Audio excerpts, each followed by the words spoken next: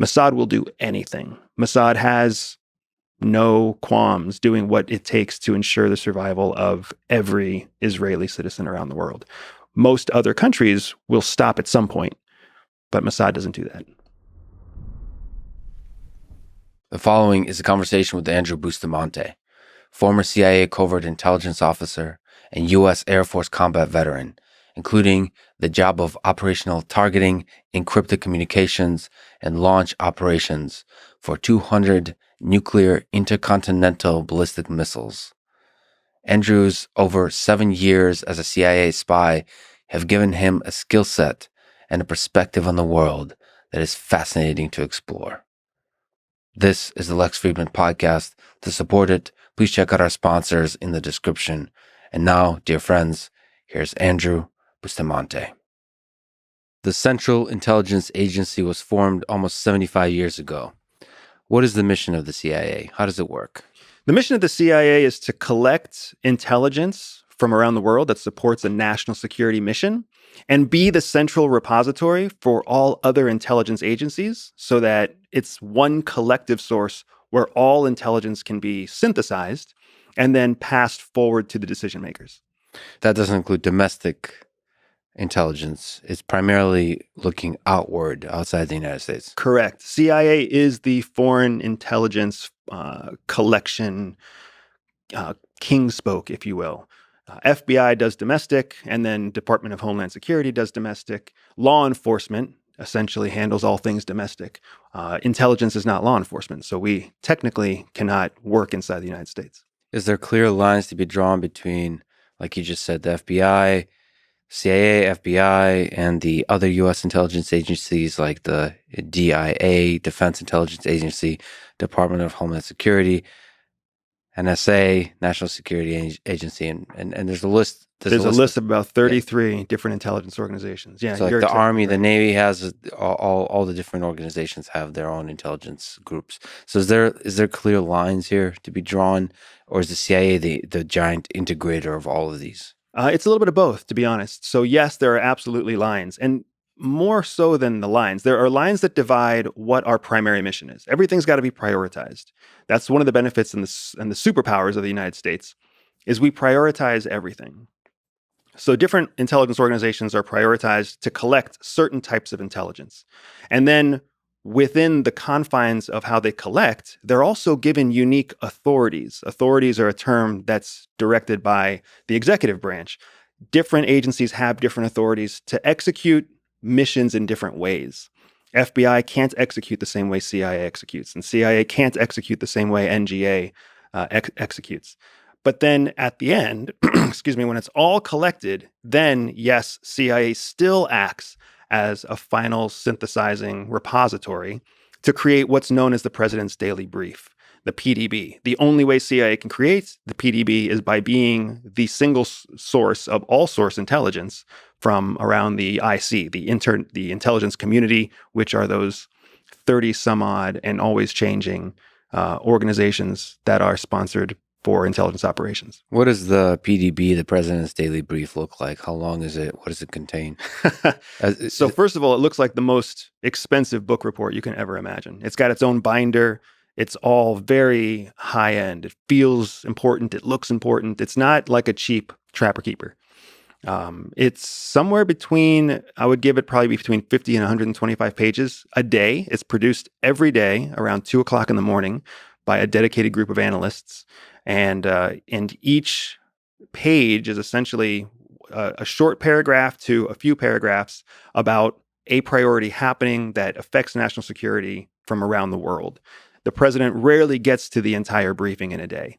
He relies on a briefer instead to prioritize what inside the briefing needs to be shared with the president. Because some days the PDB will get briefed in 10 minutes, and some days it'll be briefed over the course of 2 hours. It depends on the president's schedule. How much competition is there for the first page? And how much jockeying there is for attention? I imagine for all the different intelligence agencies, and within the CIA, there's probably different groups that are modular, and they all care about different nations or different cases. And do you understand how much competition there is for the attention, for the limited attention of the president? You're 100% correct in how the agency and how officers and managers at the agency handle the PDB. There's a ton of competition. Everybody wants to be the first on the radar. Everybody wants to be on the first page. The thing that we're not baking into the equation is the president's interests. The president dictates what's on the first page of his PDB, and he will tell them usually the day before, I want to see this on the first page tomorrow. Bring this to me in the beginning. I don't want to hear about what's happening in Mozambique. I don't really care about what's happening in Saudi Arabia. I want to see 1, 2, 3. And regardless of whether or not those are the three biggest things in the world, the president's the executive. He's the one. He's the ultimate customer. So we do what the customer says. That has backfired in the past. If you haven't already started seeing how that could go wrong, that has backfired in the past. But that is essentially what happens when you serve in the executive branch. You serve the executive. So what's the role of the director of the CIA versus the president? What's that dance like? So the president really leads the focus of the CIA? The president is the commander-in-chief for the military, but the executive, the president is also the executive for the entirety of the intelligence community. So he's the ultimate customer. If you look at it like a business, the customer, the person spending the money, is the president, and the director is the CEO. So if the director doesn't create what the president wants, there's going to be a new director. That's why the director of CIA is a presidential appointed position. Sometimes they're extremely qualified intelligence professionals. Sometimes they're just professional politicians or soldiers that get put into that seat because the president trusts them to do what he wants them to do. Another gaping area that causes problems, but that's still the way it is.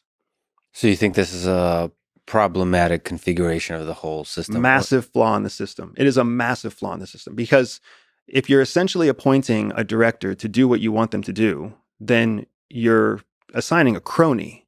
And that's what we define corruption as within the United States. And inside the United States, we say, if you pick somebody outside of merit for any other reason other than merit, then it's cronyism or it's nepotism. Here, that's exactly what our structure is built on. All presidential appointees are appointed on something other than merit. So for an intelligence agency to be effective, it has to discover the truth and communicate that truth.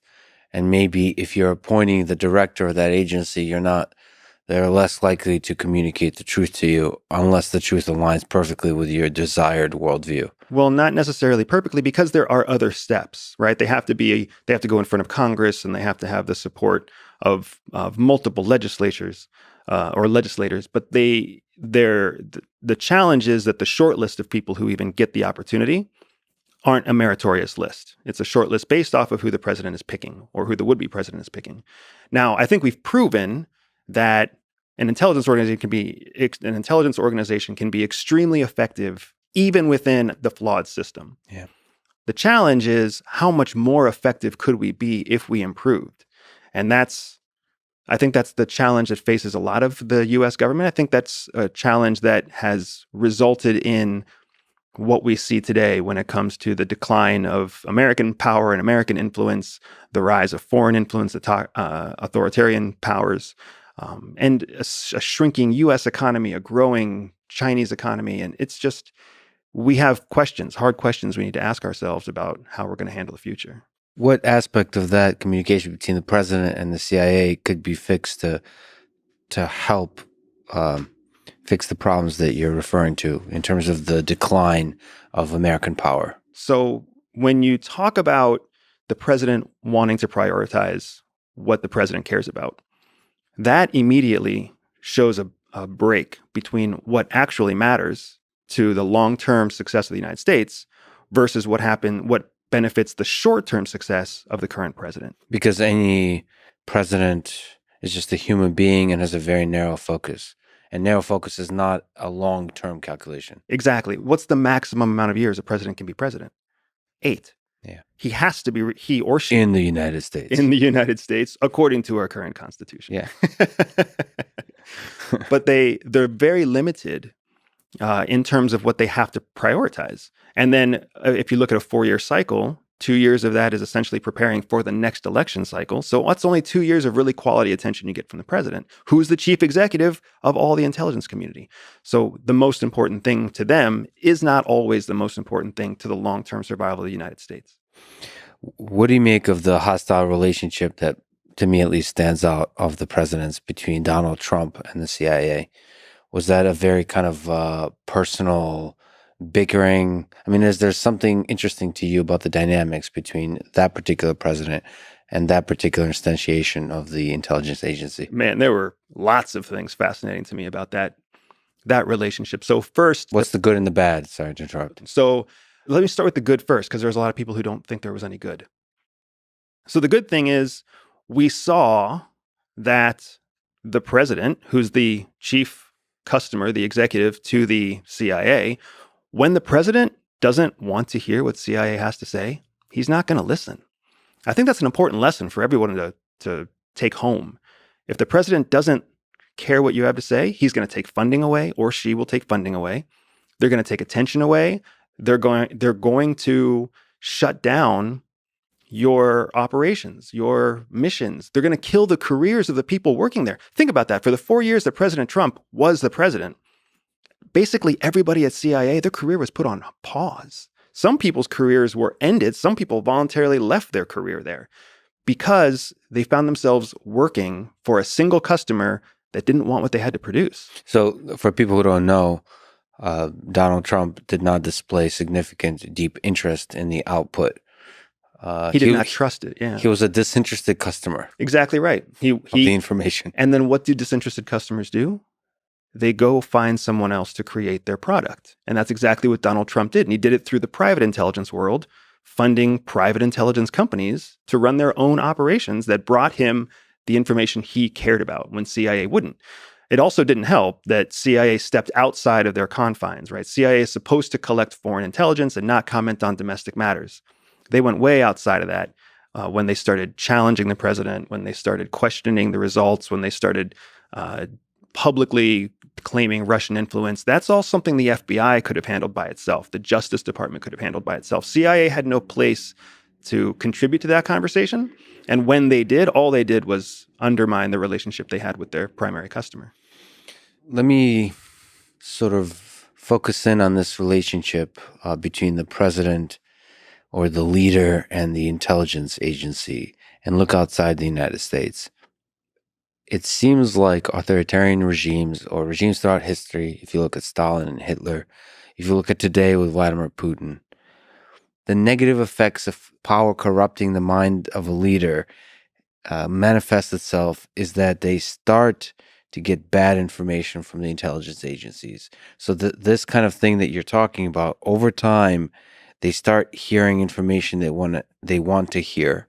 The agency starts producing only the kind of information they want to hear, and the leader's worldview starts becoming distorted to where the propaganda they generate is also the thing that the intelligence agencies provide to them. And so they start getting this, they start believing their own propaganda, and they start getting a distorted view of the world.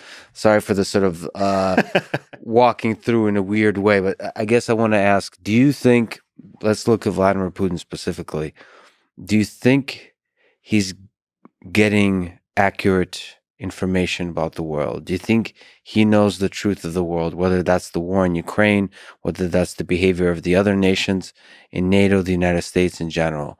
What do you think? It's rare that I'll talk about just thinking. I prefer to share my assessment, why I assess things a certain way, rather than just what's my random opinion. In my assessment, Vladimir Putin is winning. Russia is winning. They're winning in Ukraine, but they're also winning the battle of influence against the West. They're winning in the face of economic sanctions. They're winning. Empirically, when you look at the math, they're winning.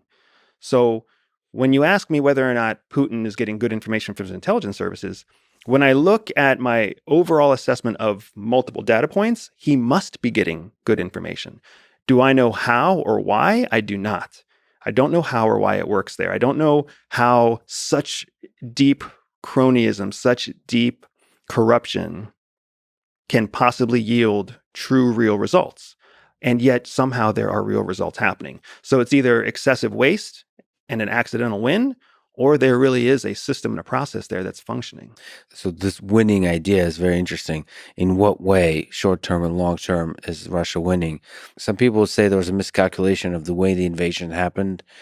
There was an assumption that you would be able to successfully take Kyiv. You'd be able to successfully capture the east, the south, and the north of Ukraine. And with what now appears to be significantly insufficient troops spread way too thin across way too large of a front. So that seems to be like an intelligence failure. And that doesn't seem to be like winning. In another way, it doesn't seem like winning if we put aside the human cost of war. It doesn't seem like winning because the hearts and minds of the West were completely on the side of Ukraine. This particular leader in Volodymyr Zelensky captured the attention of the world and the hearts and minds of Europe, the West, and many other nations throughout the world, both financially, in terms of military equipment, and in terms of sort of social and cultural and emotional support for the independence fight of this nation. That seems to be like a miscalculation. So against that pushback, why do you think there's still kernels of winning in this on the Russian side?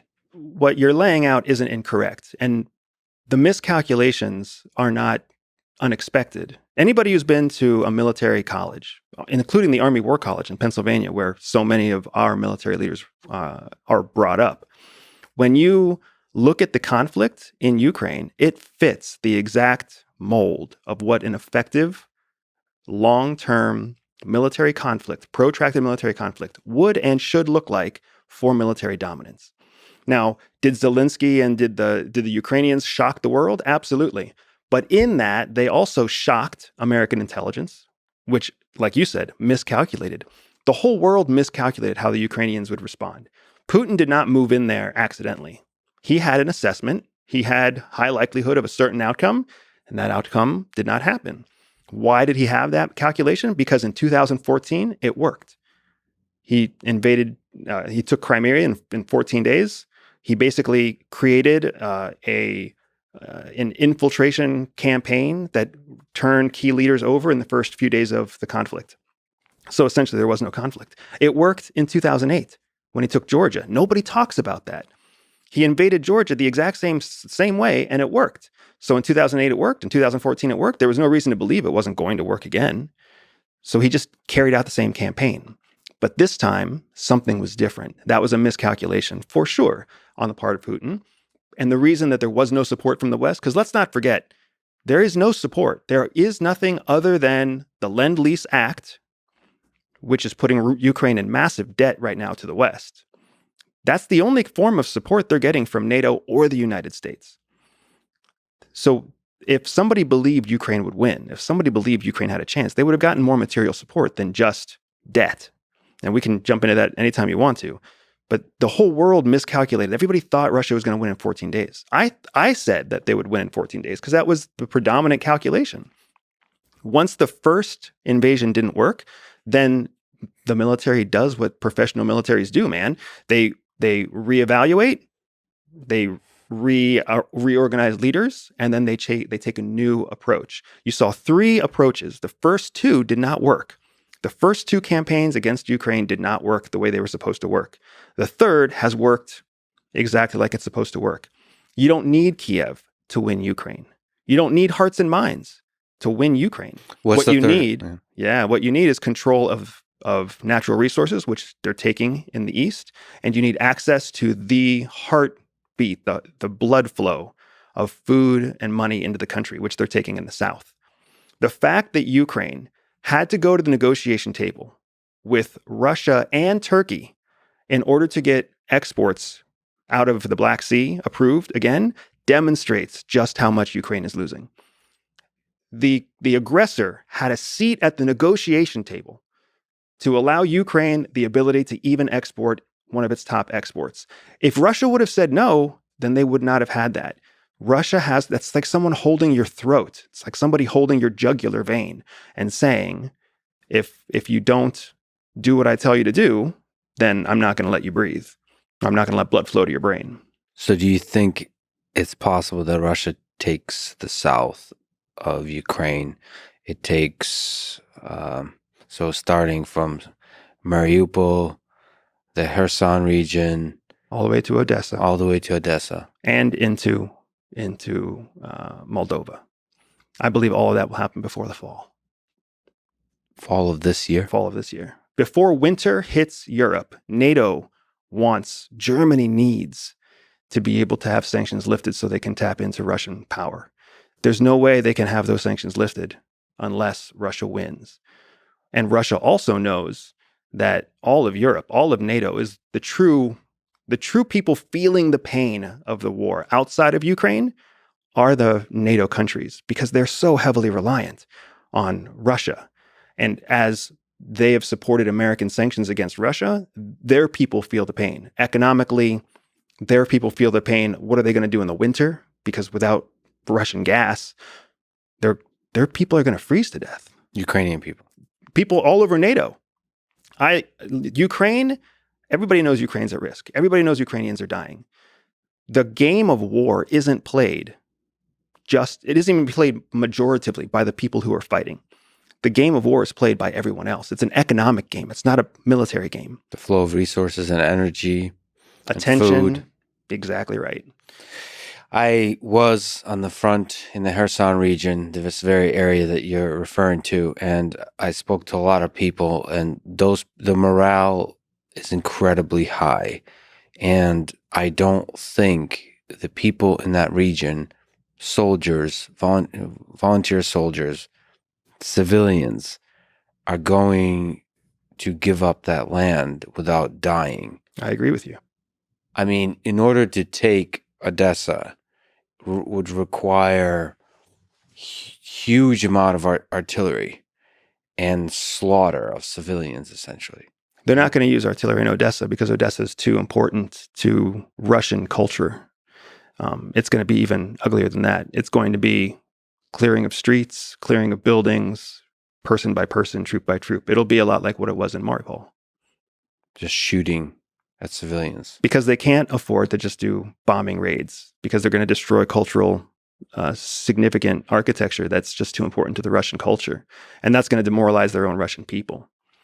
I have to do a lot of thinking to try to understand what I even feel. I don't know. But in terms of information, the thing that the soldiers are saying, the Russian soldiers are saying, the thing the Russian soldiers really believe is that they're liberating the Ukrainian people from Nazis. Mm. And they believe this. Because I visited Ukraine, I spoke to over 100, probably a couple hundred Ukrainian people from different walks of life. It feels like the Russian soldiers, at least, are under a cloud of propaganda. They're not operating on a clear view of the whole world. And given all that, I just don't see Russia taking the South without committing war crimes. And if Vladimir Putin is aware of what's happening in terms of the treatment of civilians, I don't see him pushing forward all the way to take the South, because that's not going to be effective strategy for him to win the hearts and minds of these people. Autocracies don't need to win hearts and minds. That's a staunchly democratic point of view. Hearts and minds mean very little to people who understand core, basic needs and true power. You don't see Xi Jinping worrying about hearts and minds in China. You don't see it in North Korea. You don't see it in Congo. You don't see it in most of the world. Hearts and minds are a luxury. In reality, what people need is food, water, power.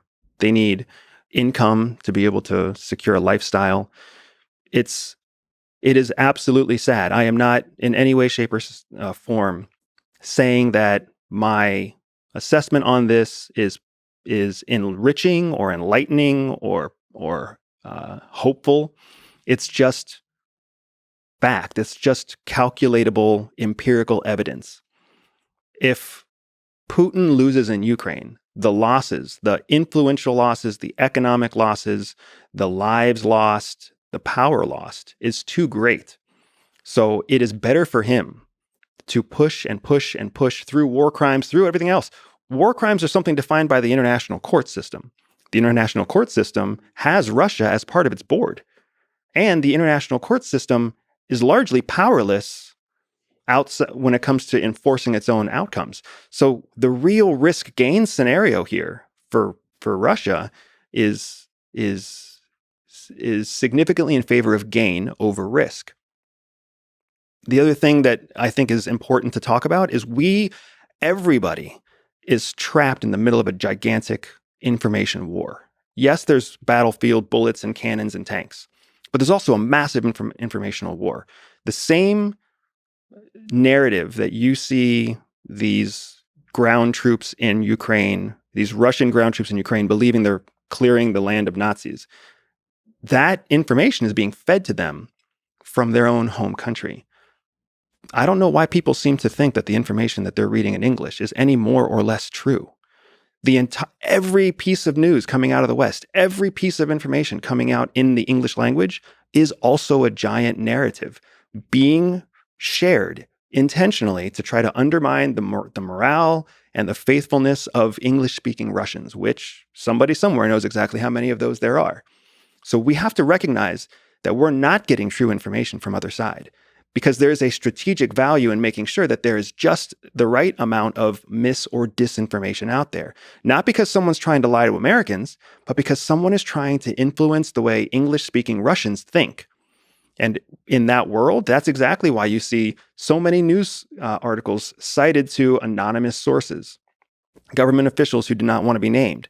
There's nothing that links back responsibility there, right? There's nothing that can go to court there. But the information still gets released. And that's enough to make Ukrainians believe that the United States is going to help them or that the West is going to help them. It's enough to make Russians think that they're going to lose, and maybe they should just give up now and leave from the battlefield now. We have to understand we are in the middle of a giant information war. Maybe you can correct me, but it feels like in the English-speaking world, it's harder to control. It's harder to fight the information war because of, some people say there's not really a freedom of speech in this country, but I think if you compare, there's a lot more freedom of speech. And it's just harder to control narratives when there's a bunch of guerrilla journalists that are able to just publish anything they want on Twitter or anything. It's just harder to control narratives. So people don't understand what freedom of speech is. That's the first major problem. And it's shameful how many people in the United States do not understand what freedom of speech actually protects. So that aside, you're absolutely right. Fighting the information war in the West is extremely difficult because anyone with a blog, anyone with a Twitter account, anyone can call themselves a journalist, essentially. We live in a country where people read the headline and they completely bypass the author line and they go straight into the content. And then they decide whether the content's real or not based on how they feel instead of based on empirical, measurable evidence.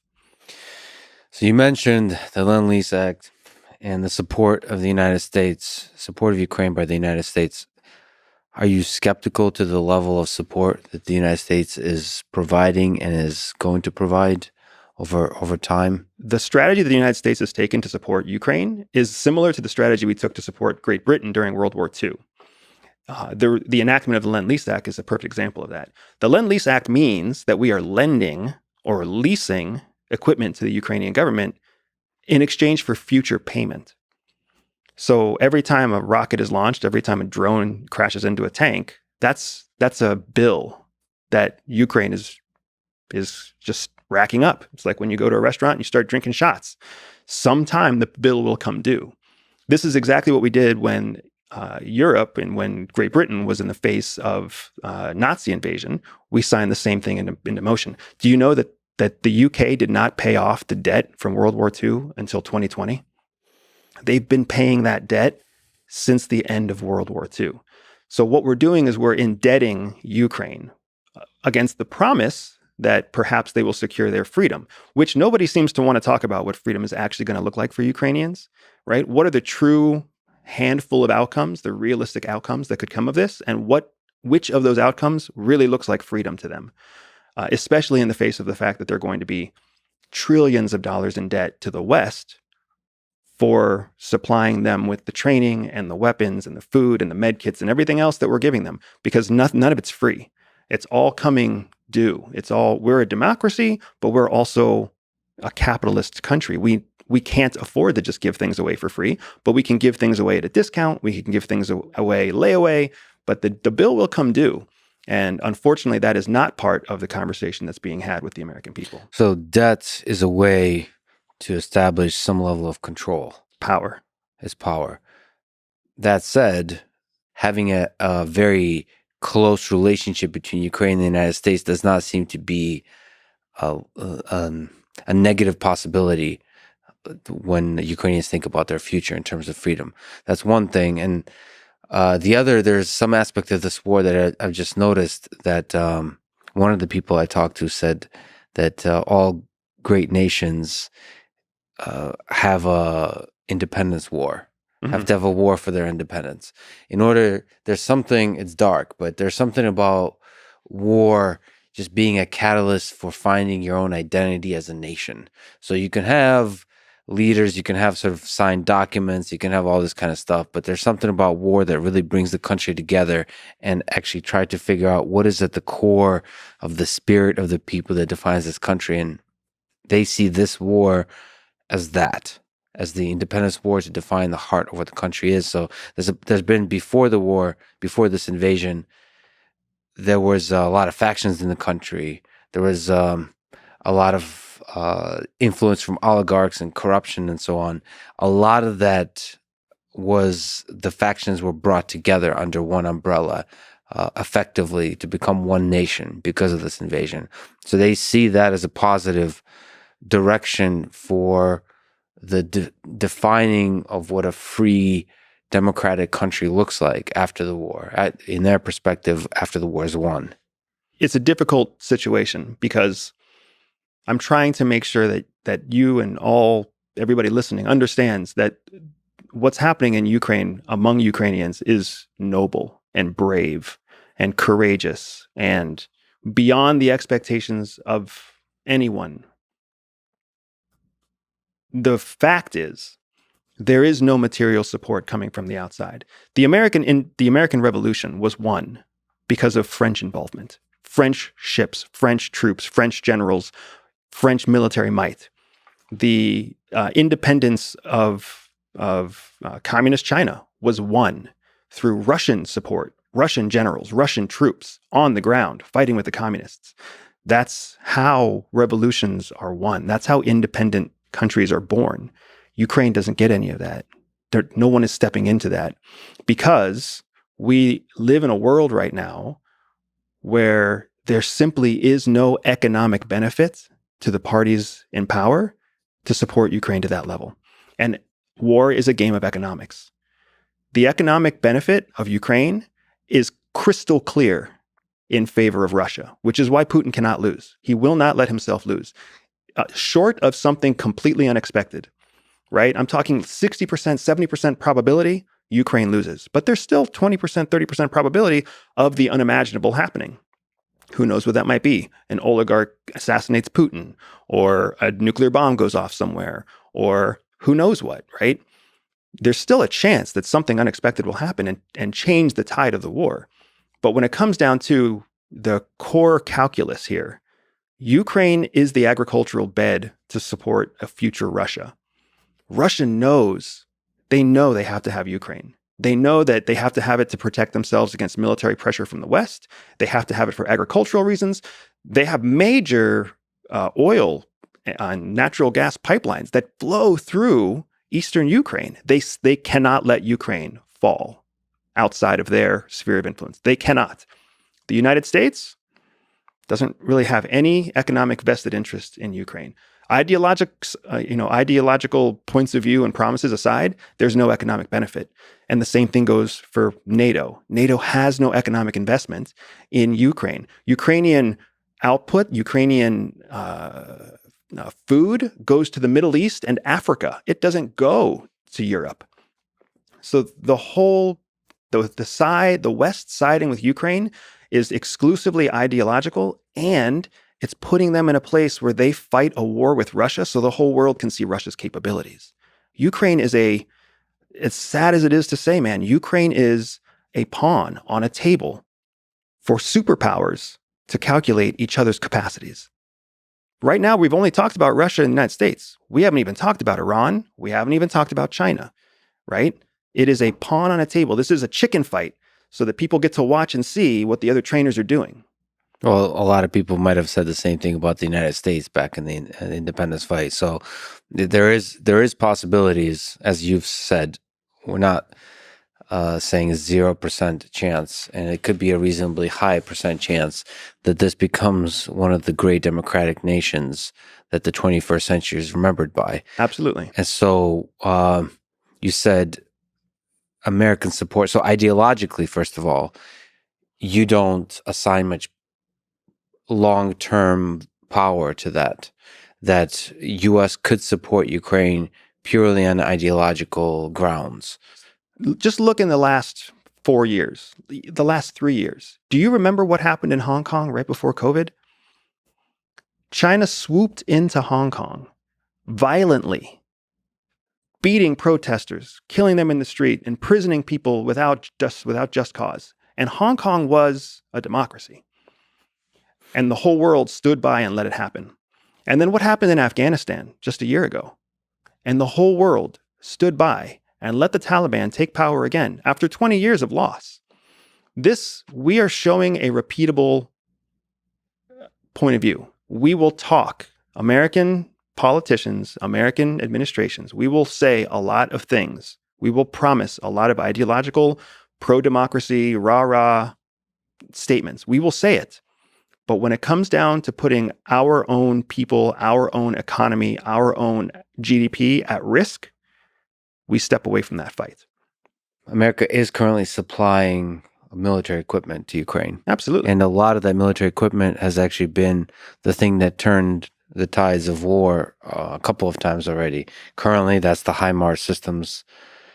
So you mentioned sort of Putin can't afford to lose, but winning can look in different ways. So you've kind of defined, so on. At this moment, the prediction is that winning looks like capturing not just the east, but the south of Ukraine.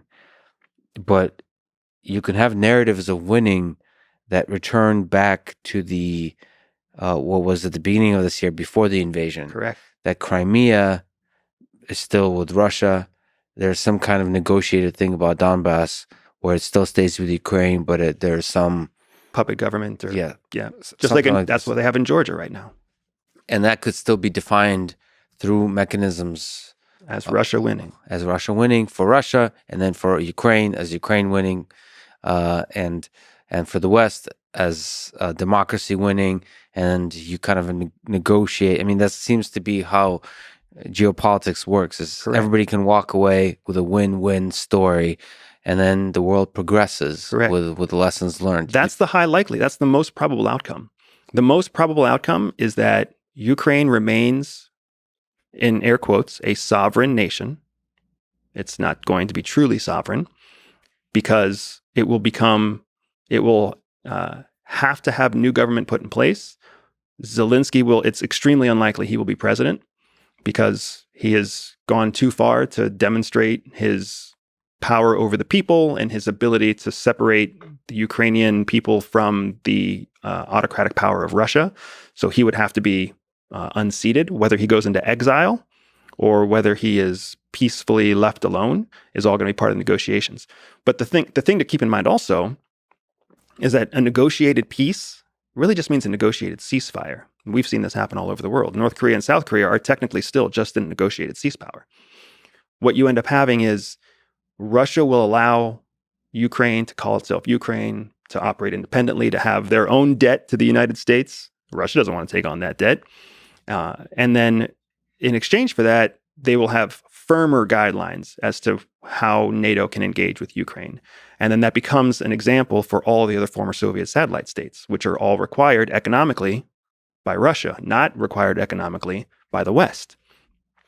And then you end up seeing how you can see how the whole thing plays out once you realize that the keystone is Ukraine. There's something about Ukraine, the deep support by the Ukrainian people of America, that is in contrast with, for example, Afghanistan, that it seems like ideologically Ukraine could be a beacon of freedom used in narratives by the United States to fight geopolitical wars in that part of the world, that they would be a good partner for this idea of democracy, of freedom, of all the values that America stands for. They're a good partner.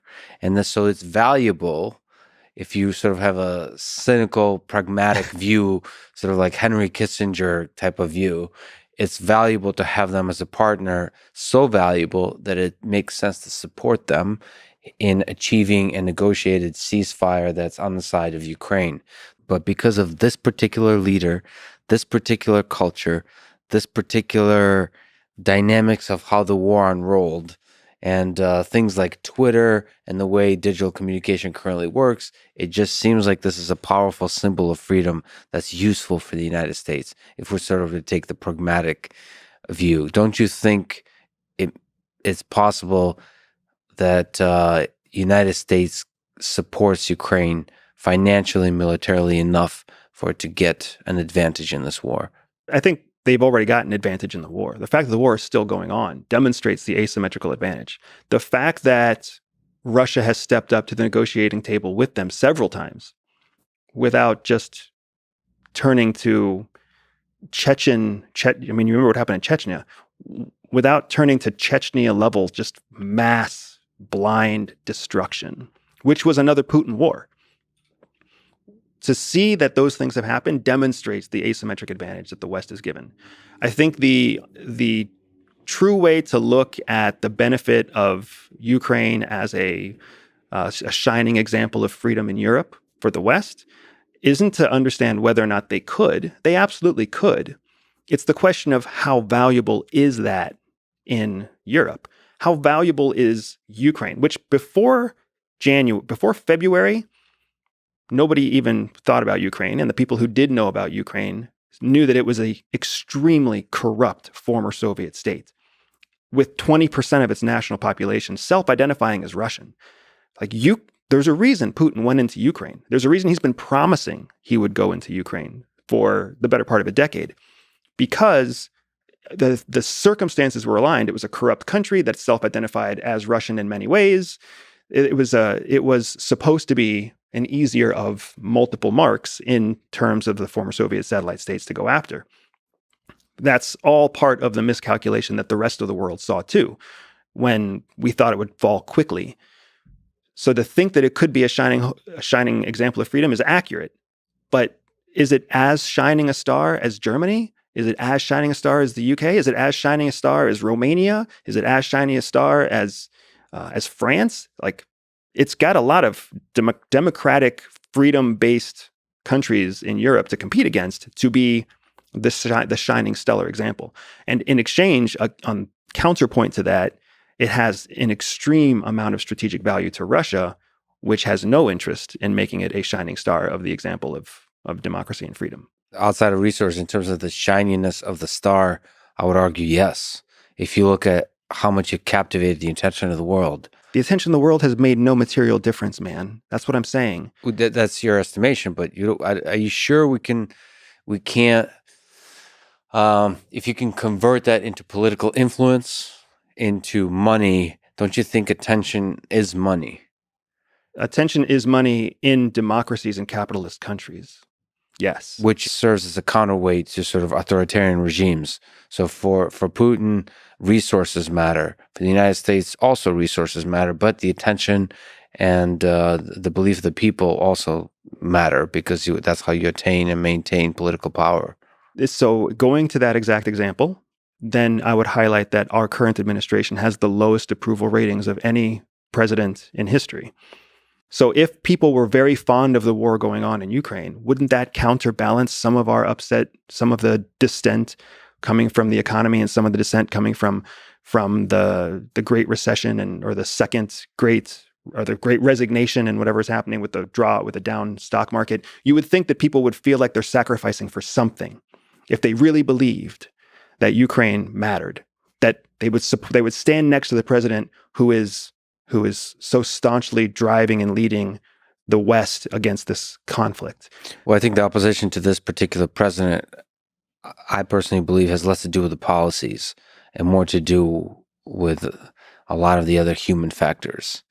But again, empirically, I look at things through a very empirical lens, a very cold, fact-based lens. And there are multiple data points that suggest that the American people ideologically sympathize with Ukraine, but they really just want their gas prices to go down. They really just want to be able to pay less money at the grocery store for their food. And they most definitely don't want their sons and daughters to die in exchange for Ukrainian freedom. It does hurt me to see the politicization of this war as well. I think that's maybe has to do with the kind of calculation you're referring to, but it seems like it doesn't. It seems like there's a cynical, whatever takes attention of the media for the moment, the red team chooses one side and the blue team chooses another. And then I think, correct me if I'm wrong, but I believe the Democrats went into full support of Ukraine on the ideological side. And then I guess Republicans are saying, why are we wasting money? The gas prices are going up. That's a very crude kind of analysis, but they basically picked whatever argument on whatever side. And now more and more and more, this particular war in Ukraine is becoming a kind of pawn in the game of politics that's first the midterm elections, then building up towards the presidential elections, and stops being about the philosophical, the social, the geopolitical aspects, parameters of this war, and more about just like whatever the heck captivates Twitter, and we're going to use that for politics. You're right in the sense of the fact that I wouldn't say that the red team and the blue team picked opposite sides on this. What I would say is that media discovered that talking about Ukraine wasn't as profitable as talking about something else. The American people who read media or who watch media, they simply became bored reading about news that didn't seem to be changing much.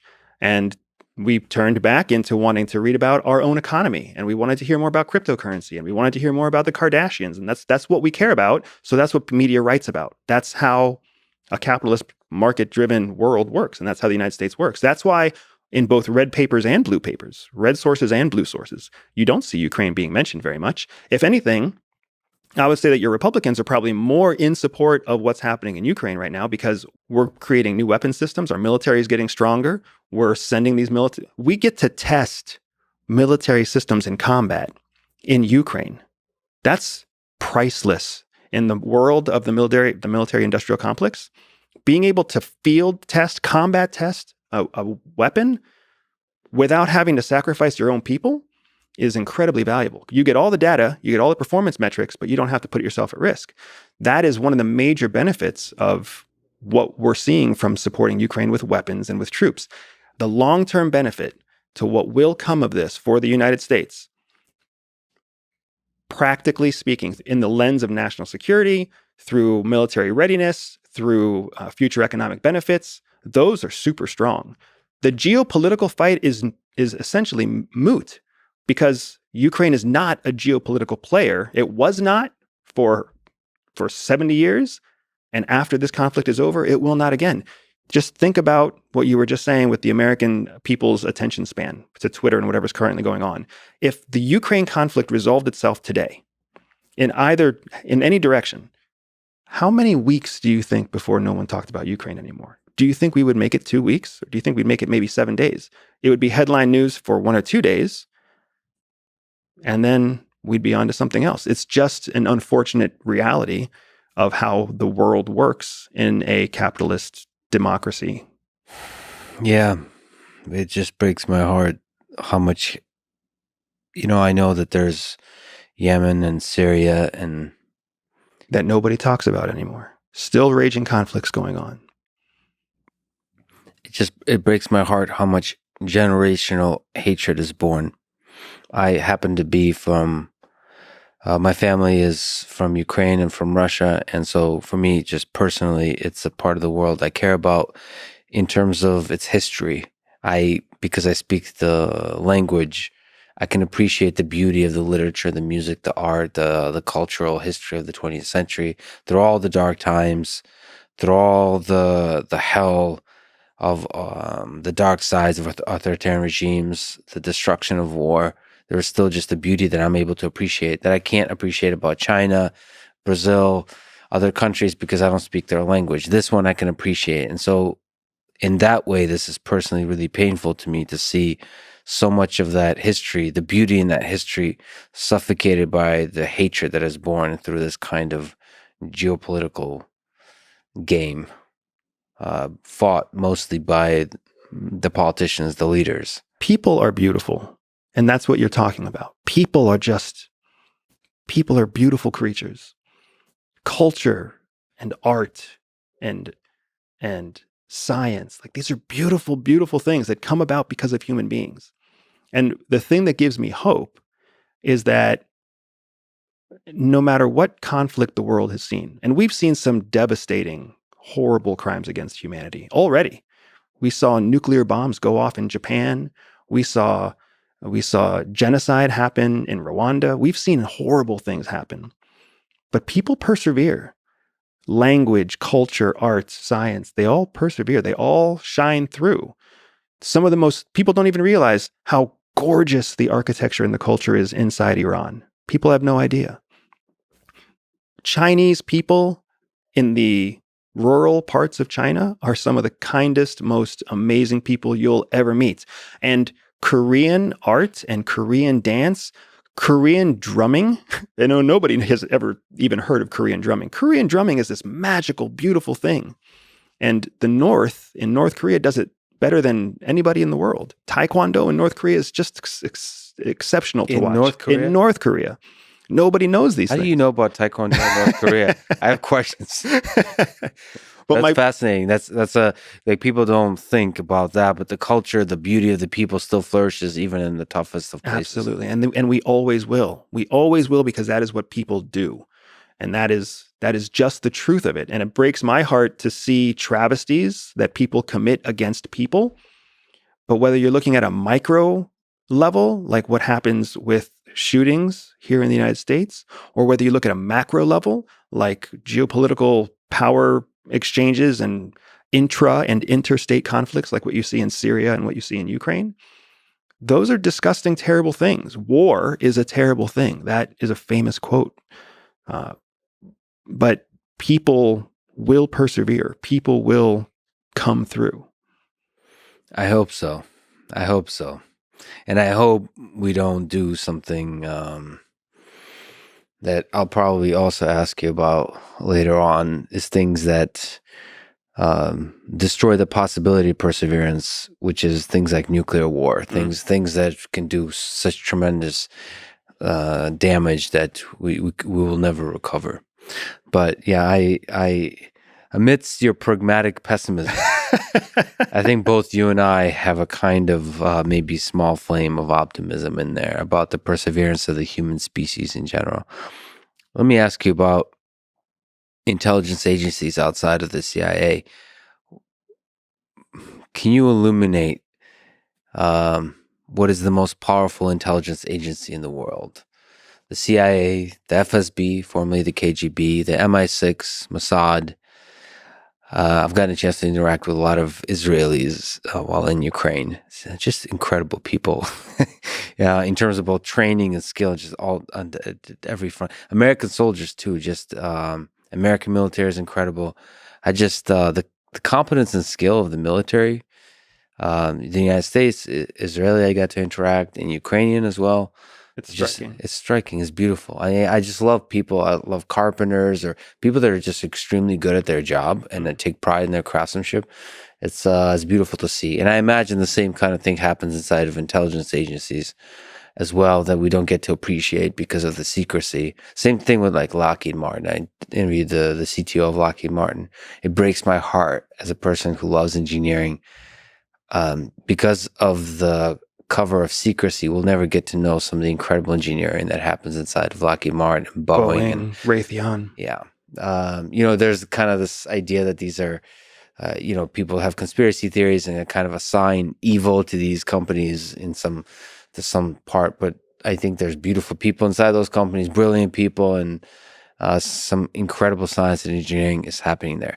Anyway, that said, the CIA, the FSB, the MI6, Mossad, China. I know very little about the MSS, the Ministry of State Security. I don't know how much you know, or just other intelligence agencies in India, Pakistan. I've also heard. Yep, RAW is powerful, and so is ISS or ISSI.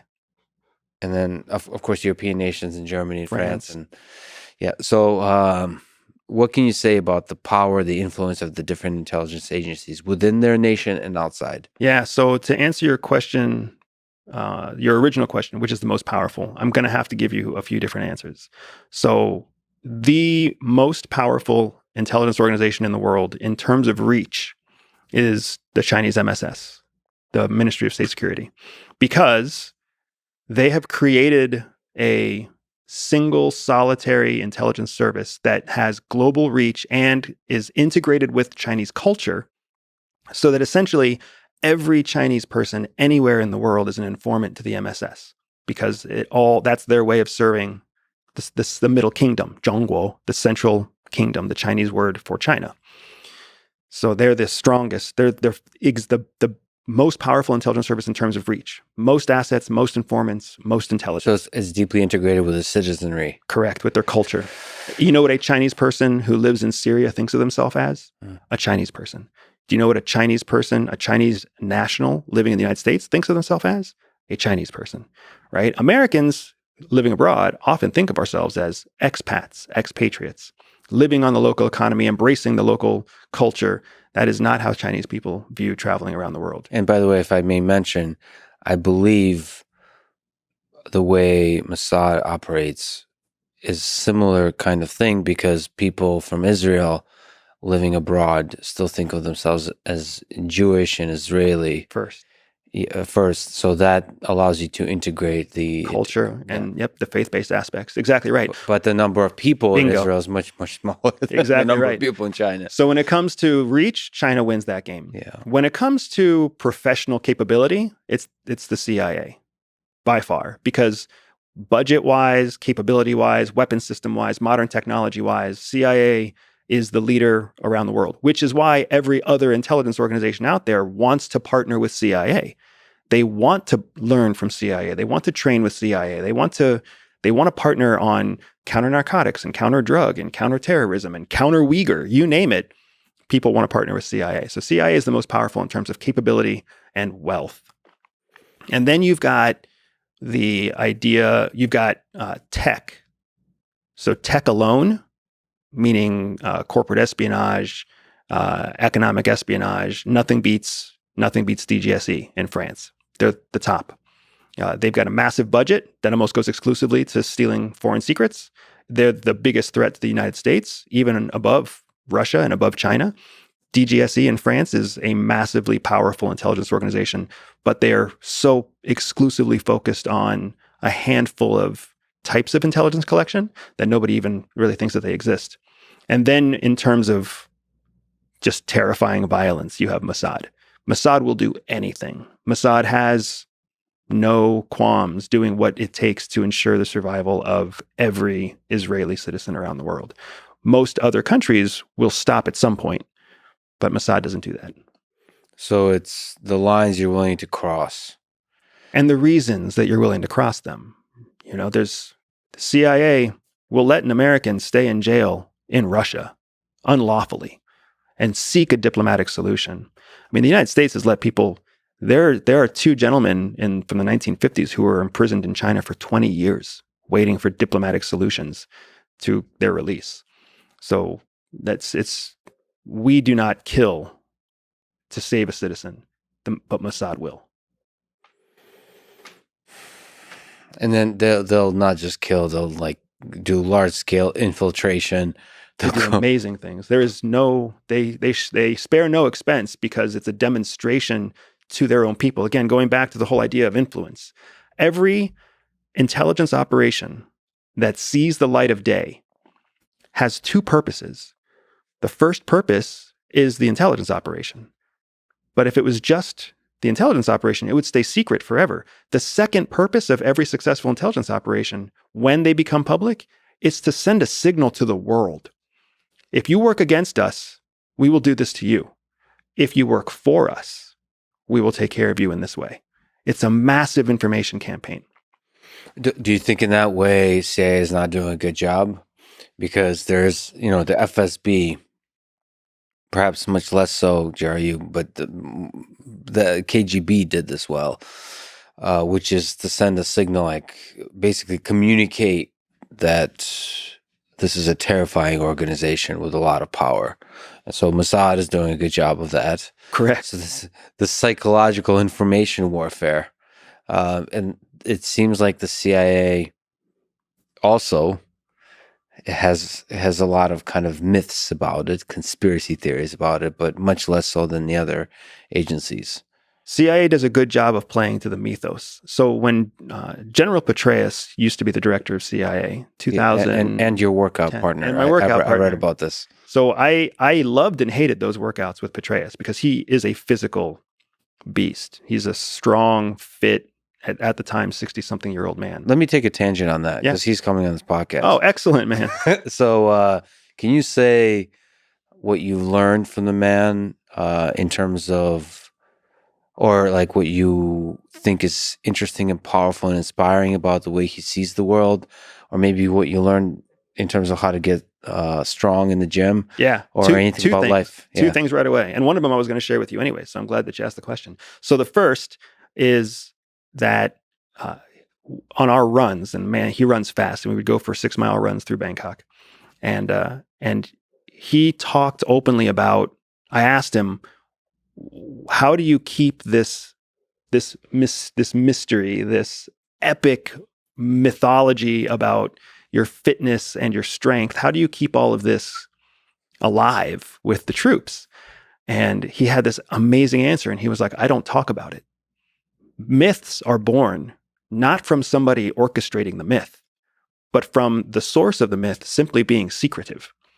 So he's like, I don't talk about it. I've never talked about it. I've never exacerbated it. I just do what I do, and I let the troops talk. And he's like, when it goes in favor of discipline and loyalty and commitment, I let it run. If it starts getting destructive or damaging, then I have my leadership team step in to fix it. But when it comes to the mythos, the myth of him being superpowered soldier, that's what he wants every soldier to be. So he lets it run. And he was fantastic. It was so enlightening when he told me, when there's a myth that benefits you, you just let it go. You let it happen because it gets you further without you doing any work. It costs no investment from you. So the catalyst of the virality of the myth is just being mysterious. And that's what CIA does well. To go back to your first question, what does CIA do? They don't answer any questions. They don't say anything. And wherever the myth goes, whether it's that they sold drugs or used child prostitutes or whatever else, wherever the myth goes, they let it go. Because at the end of the day, everybody sits back and says, wow, I really just don't know. Now, the second thing that I learned from Petraeus, and I really am a big fan of Petraeus. I know he made personal mistakes. You don't get to be that powerful without making personal mistakes.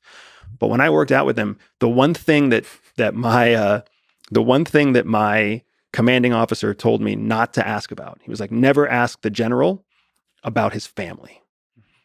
I'm a family guy. So as soon as I met General Petraeus, one of the first things I asked him was, hey, what was it like raising a family and being the commander of forces in the Middle East? Like, you weren't with your family very much. And the thing I love about the guy, he didn't bite off my head. He didn't snap at me. He didn't do anything. He openly admitted that he regretted some of the decisions that he made because he had to sacrifice his family to get there. Relationships with his children, absentee father, missing birthdays, we all say how sad it is to miss birthdays and miss anniversaries, yada, yada, yada. Everybody knows what that feels like. Even business people know what that feels like. The actual pain that we're talking about is when you're not there to handle your 13-year-old's questions when a boy breaks up with her, or when you're not there to handle the bloody lip that your 9-year-old comes back with from their first encounter with a bully. Those are the truly heartbreaking moments that a parent lives and dies by. He missed almost all of those because he was fighting a war that we forgot and we gave up on 20 years later, right? He's so honest about that. And it was really inspiring to me to be told not to ask that question. And when I broke that guidance, he didn't reprimand me. He was authentic. And it was absolutely one of the big decisions that helped me leave CIA on my own in 2014. And he was honest on the sacrifice you make. The same man who just taught me a lesson about letting a myth live, that same guy was willing to be so authentic about this personal mistake. I like complicated people like that. So what do you make of that calculation of family versus job? You've given a lot of your life and passion to the CIA, to that work. You've spoken positively about that world, the good it does. And yet you're also a family man and you value that. What's that calculation like? What's that trade-off like? I mean, for me, the calculation is very clear. It's family. I left CIA because I chose my family. And when my son was born, my wife and I found out that we were pregnant while we were still on mission. We were a tandem couple. My wife is also a former CIA officer, undercover like me. We were operating together overseas. We got the positive pregnancy test, like so many people do. And she cried. My wife was a badass. I was like the accidental spy, but my wife was really good at what she does. And she cried and she was like, what do we do now? Like, it's what we've always wanted, a child, but we're in this thing right now. There's no space for a child. So long story short, we had our baby. CIA brought us back to have the baby. And when we started having the conversations about, hey, what do we do next? Because we're not the type of people to want to just sit around and be domestic. What do we do next? But keep in mind, we have a child now. So here's some of our suggestions. We could do this and we can do that. Let us get our child to a place where we can put him into an international school, or we can get him into some sort of program where we can both operate together again during the day.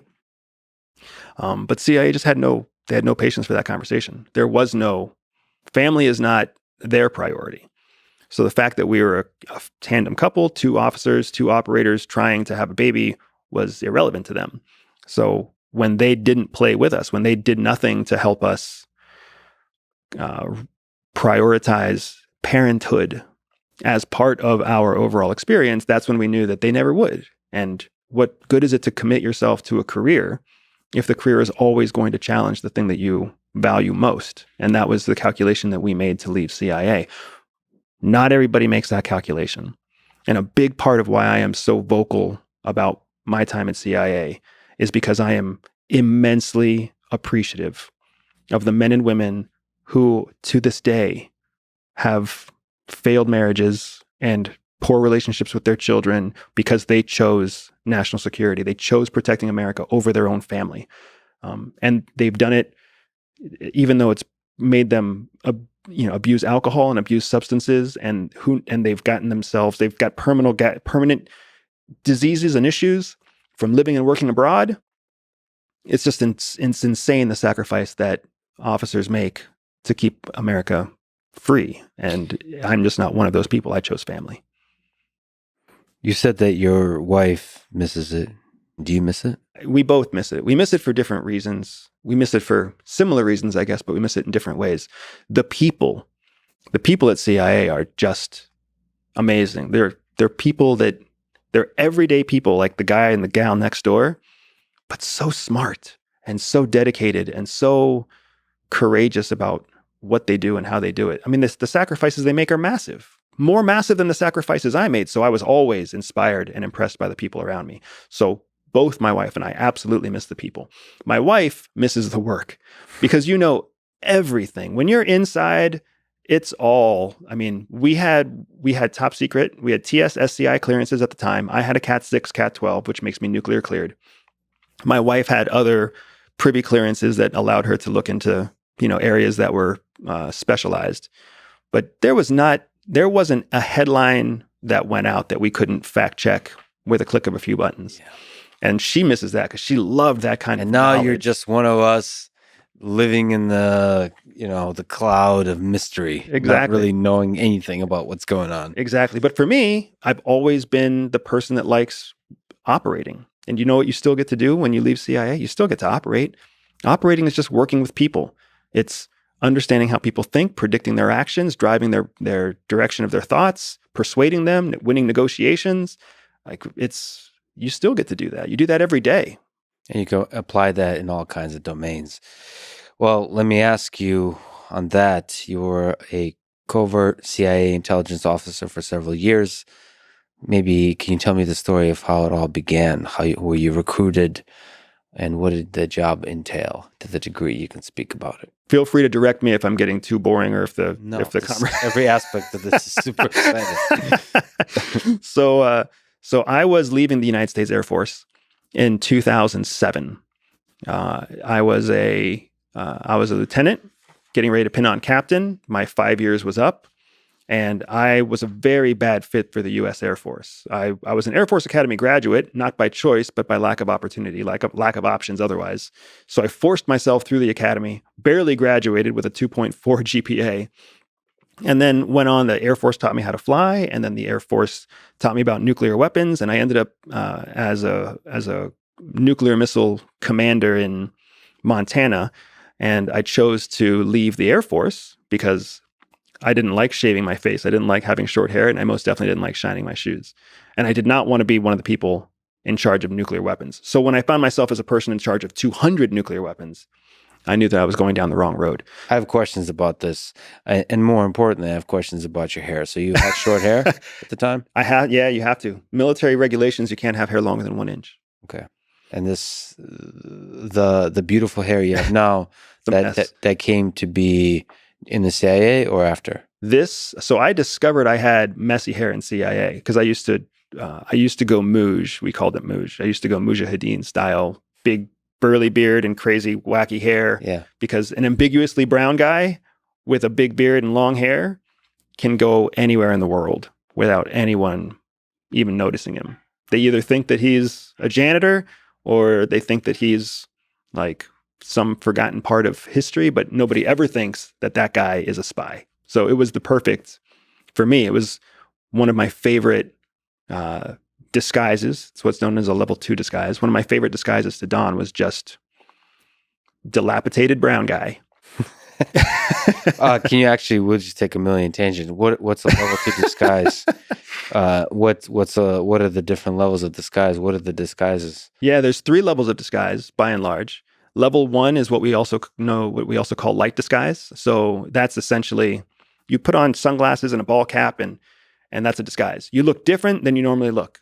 Mm-hmm. So it's just different enough that someone who's never seen you before, someone who literally has to see you just from a picture on the internet, they may not recognize you. That's why you see celebrities walk around with ball caps and oversized jackets and baseball hats, because they just need to not look like they look in the tabloid or not look like they look in TV.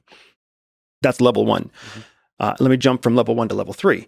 Level 3 is all of your prosthetics, all the stuff you see in Mission Impossible, your fake ears, your fake faces, your fat suits, your stilts inside your feet, all that's level 3. Whenever they make any kind of prosthetic disguise, that's a level 3 disguise, because prosthetics are very damning if you are caught with a prosthetic. If you're caught wearing a baseball hat and sunglasses, nobody's going to say you're a spy.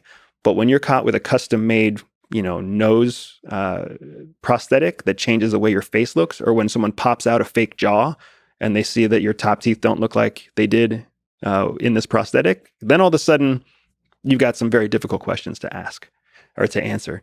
So level 3 is extremely dangerous. Level 1 is not dangerous. Level 2 is long-term disguise. Level 2 is all the things that you can do to permanently change the way you look for a long period of time, so that whether you're aggressed in the street or whether someone breaks into your hotel room or whatever, it's real. So maybe that's, maybe you get a tattoo. Maybe you cut your hair short. Maybe you grow your hair long. Maybe you go bald. Maybe you start wearing glasses. Well, glasses are technically a prosthetic, but if you have teeth pulled, if you gain 20 pounds, really gain 20 pounds or lose 15 pounds, whatever you might do, all of that's considered level 2. It's designed for a long-term mission so that people believe you are who you say you are in that disguise. A lot of that is physical characteristics. Correct. What about like, what actors do, which is the Method acting. Yeah, the method acting, sort of developing a backstory in your own mind, and then you start, pretending that you host a podcast and teach at a university, and then do research and so on, just so that people can believe that you're not actually an agent. What is that part of the disguise levels or no? So yes, disguise has to do with physical character traits. That's what a disguise is. What you're talking about is known as a cover legend. When you go undercover, what you claim to be, who you claim to be, that's called your legend, your cover legend. Every disguise would theoretically have its own cover legend. Mm-hmm. Even if it's just to describe why you're wearing what you're wearing, it's all a cover. So the method acting, this is a fantastic point that I don't get to make very often, so I'm glad you asked. The difference between CIA officers in the field and method actors is that method actors try to become the character. They try to shed all vestiges of who they really are and become the character. And that's part of what makes them so amazing. But it's also part of what makes them mentally unstable over long periods of time. It's part of what feeds their depression, their anxiety, their personal issues, because they lose sight of who they really are. Field officers don't get that luxury. We have to always remember we are a covert CIA intelligence officer collecting secrets in the field. We have to remember that. So we're taught a very specific skill to compartmentalize our true self separately, but make that true self the true identity. So then we can still live and act and effectively carry out our cover legend without ever losing sight, without ever losing that compass true north of who we actually are. And then we can compartmentalize and secure all the information that we need, retain it, remember it, but then return to our true self when we get back to a position of safety. Is it possible to do that? So I just have kind of anecdotal evidence for myself. I really try to be the exact same person in all conditions, which makes it very easy. Like if you're not lying, it makes it very easy to, first of all, to exist, but also to communicate a kind of authenticity and a genuineness, which I think is really important. Like trust and integrity around trust is extremely important to me. It's the thing that opens doors and maintains relationships.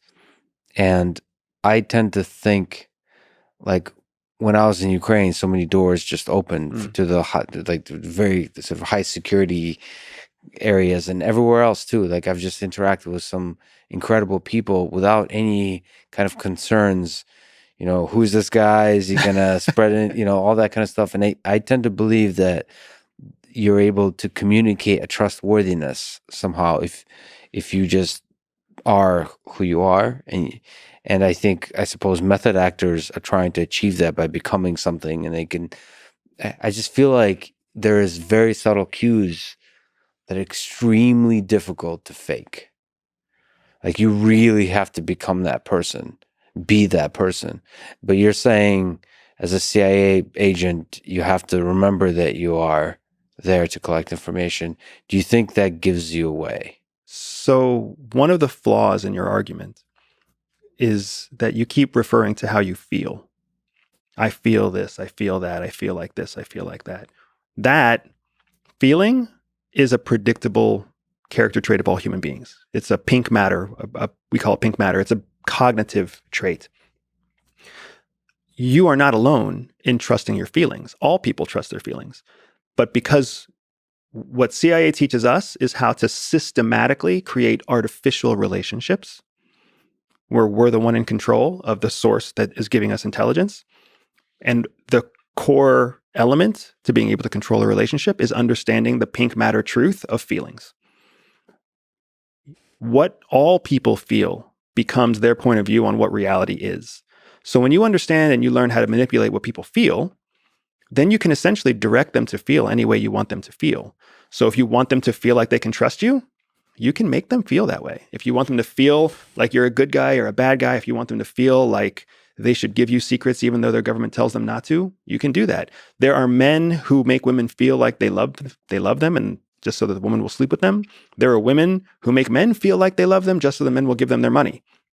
Manipulation is a core behavioral trait of all the human species, because we all understand to some level how powerful feelings are, but feelings are not the same thing as logical, rational thought. They're two different sides of the brain.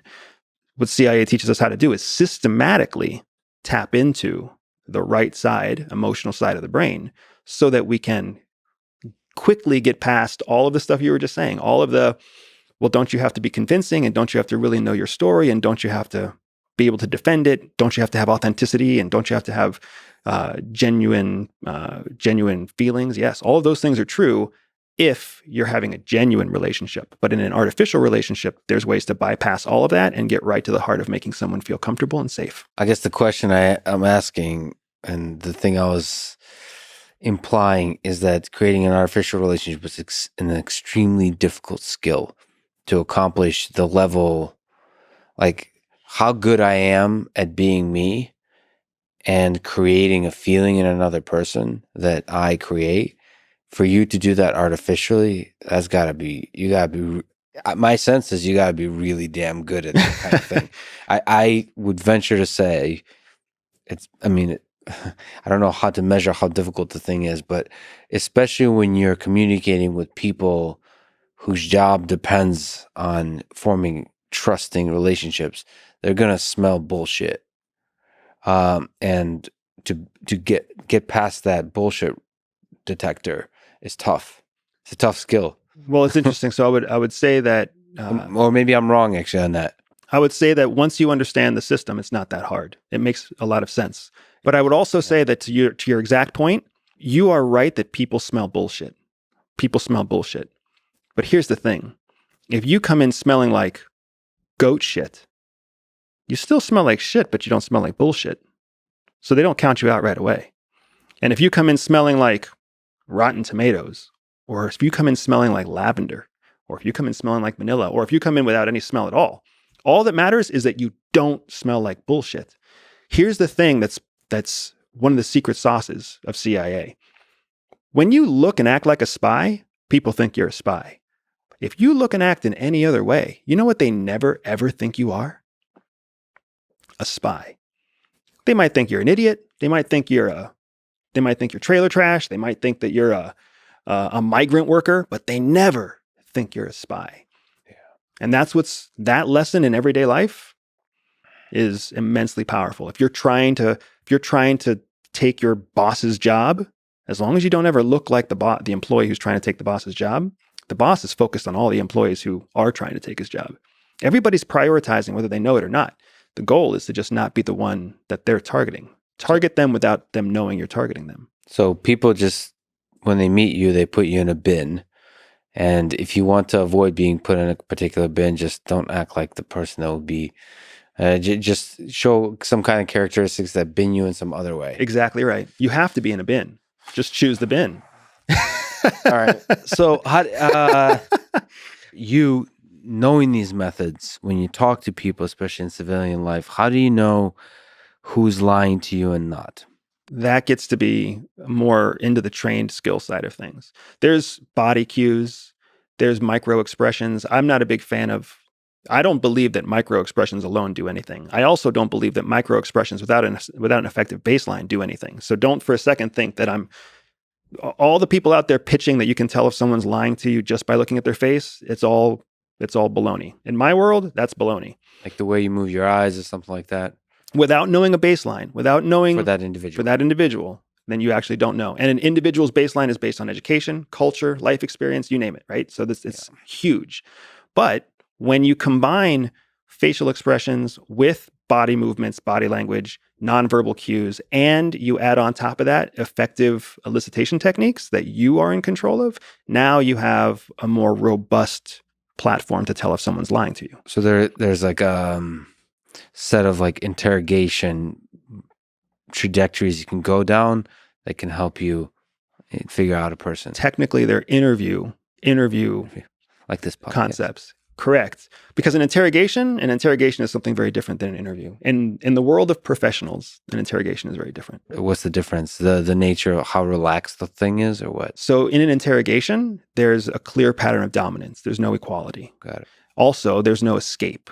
You are there until the interrogator is done with you, right? Anybody who's ever been reprimanded by mom and dad knows what an interrogation feels like. Anybody who's ever been called into the principal's office or the boss's office, that's what interrogation feels like. You don't leave until the boss says you can leave. And you're there to answer questions, the boss asks questions. An interview is an equal exchange of ideas. You are in control of this interview, for sure. But if we were having coffee, I could take control if I wanted to take control. If I wanted to ask you personal questions, I would. If I wanted to talk to you about your background, I could. Why am I in control of this interview exactly? Because the person in control is the person asking questions. Always. I'm sitting here, as you've spoken about, my power here is I'm the quiet one listening. You're exactly right. Guess where this conversation goes? Yeah. Anywhere you choose to take it, because you're the one asking questions. Every time I answer a question, I am creating a pattern of obedience to you, which subliminally, subconsciously makes me that much more apt to answer your questions. Of course, you can always turn that and start asking me questions. It should, but you're saying that there's through through conversation, you can call it interviewing. You can start to see cracks in the story of the person and the degree to which they exaggerate or lie or to see how much they could be trusted, that kind of stuff. What I'm saying is that through a conversation, you develop a baseline, right? Like even just in the first part of our conversation, I've been able to create some baseline elements about you. Mm-hmm. You've been able to create baseline elements about me. Maybe they're just not front of mind. From those baselines, now we can push through more intentional questions to test. Got it. To test whether or not the person is being truthful because they're operating within their baseline, or if you are triggering sensitivities outside of their baseline, and then you can start to see their tells. That's fascinating. Yeah, baseline, like even like the tells, right? The eye contact. Like you've probably already formed a baseline that I have trouble making eye contact, and so if you ask me difficult questions and I'm not making eye contact, maybe that's not a good signal of me lying or whatever. Correct. Because I always have trouble making eye contact, stuff like that. That's really fascinating. The majority of your eye movement is to the right. Yeah. Your right, my left. Yes. Right, which is usually someone who's, if you ask micro-expressionists, that's someone who's referencing fact. Yeah. That's not necessarily what's happening for you because you're pulling concepts out of the air. So it's also a place where you reference something other than fact. It's a place for you to find creativity. Yeah. So if I just thought that you were lying because you look up and to the right, I would be wrong. That's so fascinating. And a lot of that has to do with like habits that are formed and all those kinds of things, or maybe some right hand, left hand type of situation. Right eye dominance. Yeah, right eye dominance. It's going to make you look to the right. Is this a science or an art? It's a bit of both. I would say that like all good art is taught from a foundation of skills. And those skills are taught in a very structured manner. And then the way that you use the skills after that, that's more of the artistic grace. So I've always called espionage an art. Spying is an art. Being able to hack human beings is an art. But it's all based in a foundation of science. You still have to learn how to mix the color palette and use certain brushes. Do you think of that as a kind of the study of human psychology? Isn't that what a psychologist does, or a psychiatrist? What from this process have you learned about human nature? Nature, yeah. I mean, I suppose the answer to that could be a book, but it probably will be a book. I'll save you that, yeah. But sort of, is there things that are surprising about human nature, surprising to us civilians, that you could speak to? Yes. One thing is extremely surprising about human nature, which is funny because that's not the answer I would have said. So I'm glad that you clarified this specific question. The thing that's surprising about human nature is that human beings long, like in their soul, there's like a painful longing to be with other people. And that's really surprising because we all want to pretend like we're strong. We all want to pretend like we're, independent. We all want to pretend like we are the masters of our destiny. But what's truly consistent in all people is this like longing to commune with others like us. My more practical answer about what I've learned to be the truth is that human nature is predictable, and that predictability is what gives people an incredible advantage over other people. But that's not the surprising piece. I mean, even when CIA taught me that human nature is predictable, it just made sense. I was like, oh yeah, that makes sense. But what I never, ever anticipated was no matter where I've been in the world, no matter who I've talked to, no matter what socioeconomic bracket, is that longing. Man, it hurts. Loneliness sucks. And togetherness feels good. Even if you're together with someone you know isn't the right person, it still feels better than being alone. I mean, that's such a deep truth you speak to. And I could talk about that for a long time. There is, I mean, through these conversations in general, whether it's being recorded or not, I hunger to discover in the other person that longing. You strip away the other things, and then you share in the longing for that connection. And I particularly also have detected that in people from all walks of life, Yes. including people that others might identify as evil, Yeah. or hard, as completely cold. It's there. It's there. They've hardened themselves in their search.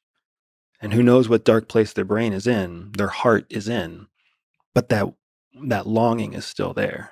Even if it's an ember, it's there. It's the reason why in World War I and World War II, enemy combatants still shared cigarettes on the front lines, during periods of holidays or bad weather or whatever else, because that human connection, man, it triumphs over all. See, that's in part of what I refer to when I say love, because I feel like if like political leaders and people in conflict at the small scale and the large scale were able to tune into that longing, to seek in each other that basic longing for human connection, a lot of problems could be solved. But of course, it's difficult because it's a game of chicken.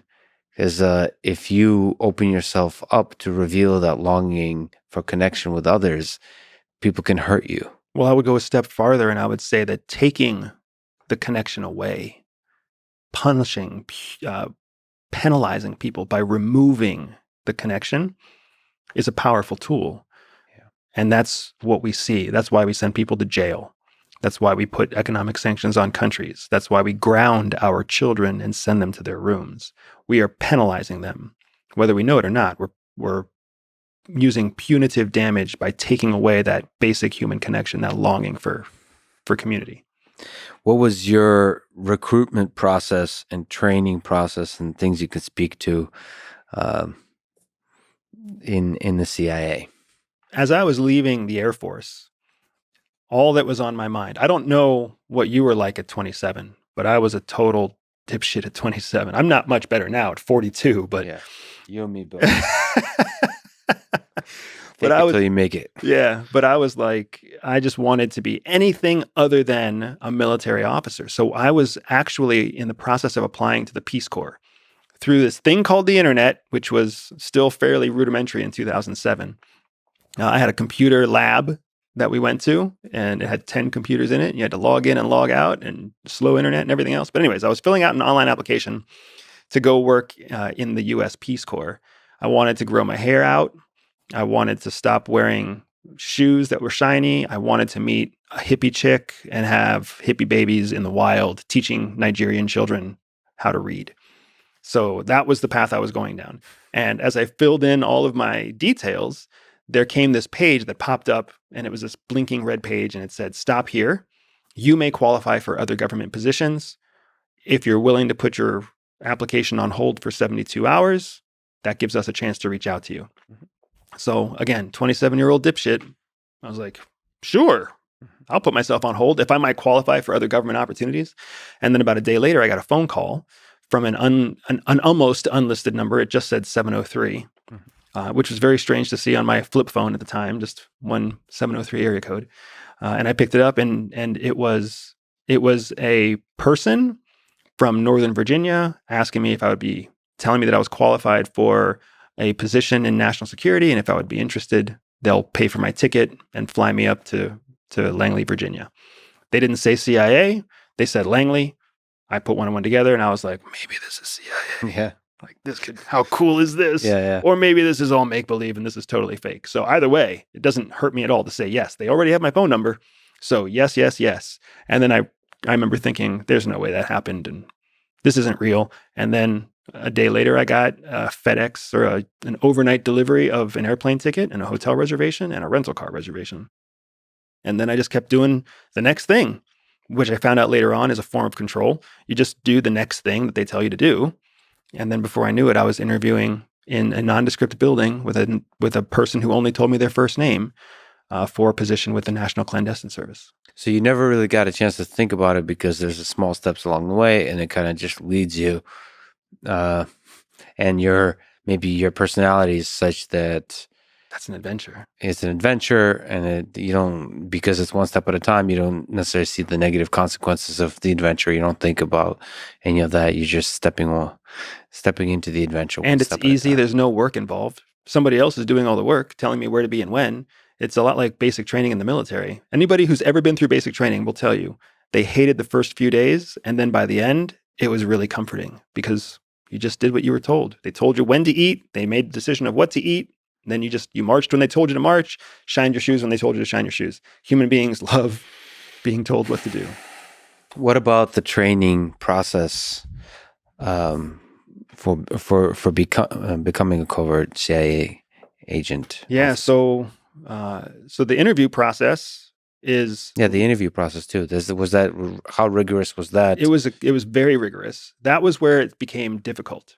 Everything up to the first interview was easy, but there's 3 interviews. And some people are lucky enough to have 4 or 5 interviews if something goes wrong or something goes awry with the first few interviews. And again, this might be dated from when I went through, but during the interview process is when they do your psychological evaluations, they do your, personality assessments, they do skills assessments. They'll start sending you back to wherever you're living with assignments, not intel assignments, but actual like homework assignments. Mm-hmm. Write an essay about 3 parts of the world that you think will be most impacted in the next 3 to 5 years, or, prioritize the top 3 strategic priorities for the United States and, put it into 250 words or 2,500 words and whatever else, double spaced in this font, yada, yada, yada, like super specific stuff. It's kind of stressful. But it's just like going back to college again. So you go through all of those acts, and then you submit this stuff to some PO box that doesn't have anybody that's ever going to respond to you. And then you just send it into the ether, and you hope that you sent it right. You hope that you wrote right well enough. You hope that your assessment was right, whatever else it might be. And then eventually you get another phone call that says, hey, we received your package. You've been moved to the next level of interview. And now we need you to go to this other nondescript building in this other nondescript city. And then you start meeting, you start sitting in waiting rooms with other groups of people who are at the same phase of interview with you, which were some of the coolest experiences that I remember still. One of my best friends to this day, who I don't get to talk to because he's still undercover, is a guy I met during those interview processes. And I was like, oh, we met. I saw what he was wearing. He saw what I was wearing. I was so brown. You immediately connected and you liked the people there. Close. More like we immediately judge each other because we're all untrained. Right. So he looked at me and he was like, brown dude with crazy hair. And I was dressed like a total ass. I was dressed in like a clubbing shirt. Yeah. I don't know why I thought it'd be a good idea to go to a CIA interview in like a clubbing shirt with my buttons unbuttoned down to here. Yeah. And he was like, yeah, you were really, after we got in, he was like, yeah, dude, you were always really cool to talk to. But I was like, there's no way that idiot's getting in. And I remember looking at him and being like, dude, you were just another white guy in a black suit. Yeah. They're not looking for you, Yeah. but here you are. Yeah. So it's just those kinds of things were so interesting because we were totally wrong about what CIA was looking for. Until you're in, you have no idea what they're looking for. Mm-hmm. And you're just shooting in the dark. Did they have you do a lie detector test? Yes. It's called a polygraph. Polygraph. How effective, just interesting, per our previous discussion, how effective are those? Polygraphs are really interesting. So one of the things that people don't understand about polygraphs is that polygraphs aren't meant to detect a lie. Like they're called a lie detector, Yeah. but they're not actually meant to detect a lie. They're built to detect variance from your physiological baseline. So they're essentially meant to identify sensitivities to certain types of questions. And then as they identify a sensitivity to a question, it gives the interviewer an additional piece of information to direct the next round of questions. So then from there, they can kind of see how sensitive you are to a certain level of questions. And your sensitivity could be a sign of dishonesty, but it could also be a sign of vulnerability. So the interrogator themselves, the interviewer themselves, they're the one that have to make the judgment call as to which one it is, which is why you might see multiple interviewers over the course of multiple polygraphs. But that's really what they're all about. So, I mean, outside of, they're extremely uncomfortable, like they're mentally uncomfortable, but then there's also, you sit on a pad because the pad is supposed to be able to tell like your body movements, but also like your sphincter contractions or whatever. So you're sitting on this pad, you're plugged in, you're strapped in, you're tied up, and it takes so much time to get in there. And then they start asking you questions, baseline questions at first, and then other questions from there. And you're just answering the best you can. And you never know what they're seeing and you don't know what they're doing. And it's really hard not to get anxious of that anyways. And Are then they the whole time monitoring the readings? Yeah, from like they've got multiple screens and they've got it's all information superiority. They have information superiority. You're the idiot looking away from them or looking sideways of them and trying not to move because you're afraid that if you like have gas or if you move a little bit, it's going to vary you from your baseline. Yeah. And the whole time you're worried, your heart's racing and your blood pressure's increasing, which is a variance from baseline. Yeah. So yeah, I mean, it's an interesting art. Or your baseline. Correct. Maybe there's some people that are just chilling the whole time, and that's their baseline. Right. But that's what they're doing. They're establishing baseline. I mean, I guess that means the polygraph is a skill that you develop Absolutely. to do it well. So when people talk about beating a lie detector, it's not that they're telling an effective lie. That's not hard. It's not hard to tell a lie to an interviewer. And the interviewer doesn't care if you're being honest or not honest about a topic. What they're looking for is sensitivity. If they see no sensitivity, that's a big sign for them. That's a big sign that you're probably a pathological liar. If you show sensitivity to many things, then that's a sign that you're probably an anxious person. And they can still reset their baseline because they can tell how your anxiety is increasing, in 15-minute increments. It's a unique skill. I mean, a really good polygrapher is immensely valuable. But it's the misnomers, the misconceptions about polygraphs are vast. You also mentioned personality tests. That's really interesting. So how effective are personality tests? One, for the hiring process, but also for understanding a human being. So personality is extremely important for understanding a human being. And I would say that there's 1,000 different ways of looking at personality. The only one that I count with any significance is the MBTI. And the MBTI is what all the leading spy agencies around the world use as well. Well, that's kind of interesting to hear. Oh, yeah. There's been criticisms of that kind of test. There have been criticisms for a long time. Yeah, and you think there's value. Absolutely. And there's a few reasons why, right? So first, MBTI makes the claim that your core personality doesn't change over time. And that's how it's calibrated. And one of the big arguments is that people say that your personality can change over time. In my experience, the MBTI is exactly correct. Your core personality does not change because your core personality is defined as your personality when all resources are removed. Mm-hmm. So essentially, your emergency mode, your dire conditions, that is your core personality. We can all act a little more extroverted. We can all, be a little more empathetic when we have tons of time and money and patience. When you strip away all of that time, money, and patience, how empathetic are you? How much do you like being around other people? How much do you like being alone? Do you make judgments or do you analyze information? That's what's so powerful about MBTI is it's talking about what people are like when you strip away resources. And then because it's so consistent, it's also only 4 codes. It's super easy to be able to assess a human being through a dialogue, through a series of conversations, to be able to hone in with high accuracy what is their 4-letter code. There's only 16 options, and it becomes extremely valuable. Is it perfectly precise? And does everybody do it the same? I mean, those things are the answers to those are no. But is it operationally useful in a short period of time? That is a resoundingly powerful yes. Yeah, I only know, I think the first letter, it's introverted and extroverted, right? Yep. I've taken the test before, just like a crude version of the test, and that's the same problem you have with IQ tests. Yeah. There's the right thorough way of doing it, and Right. then there's like fun internet way of doing it. And do you mind sharing what your personality? My type index? Yes. I'm an ENTP. That's an extrovert, intuitor, perceiver, thinker. ENT, thinker, P, perceiver. My wife is an ISFJ, which is the polar opposite of me. I'm extroverted, she's introverted. I'm an intuitor, she's a sensor. I'm a thinker, she's a feeler. I'm a perceiver, she's a judger. Is there good science on like long-term successful relationships in terms of the dynamics of that? The 16. I wonder if there's good data on this. I don't think there's a lot of good data in personalities writ large. Yeah. Because there's not a lot of money to be made in personality testing.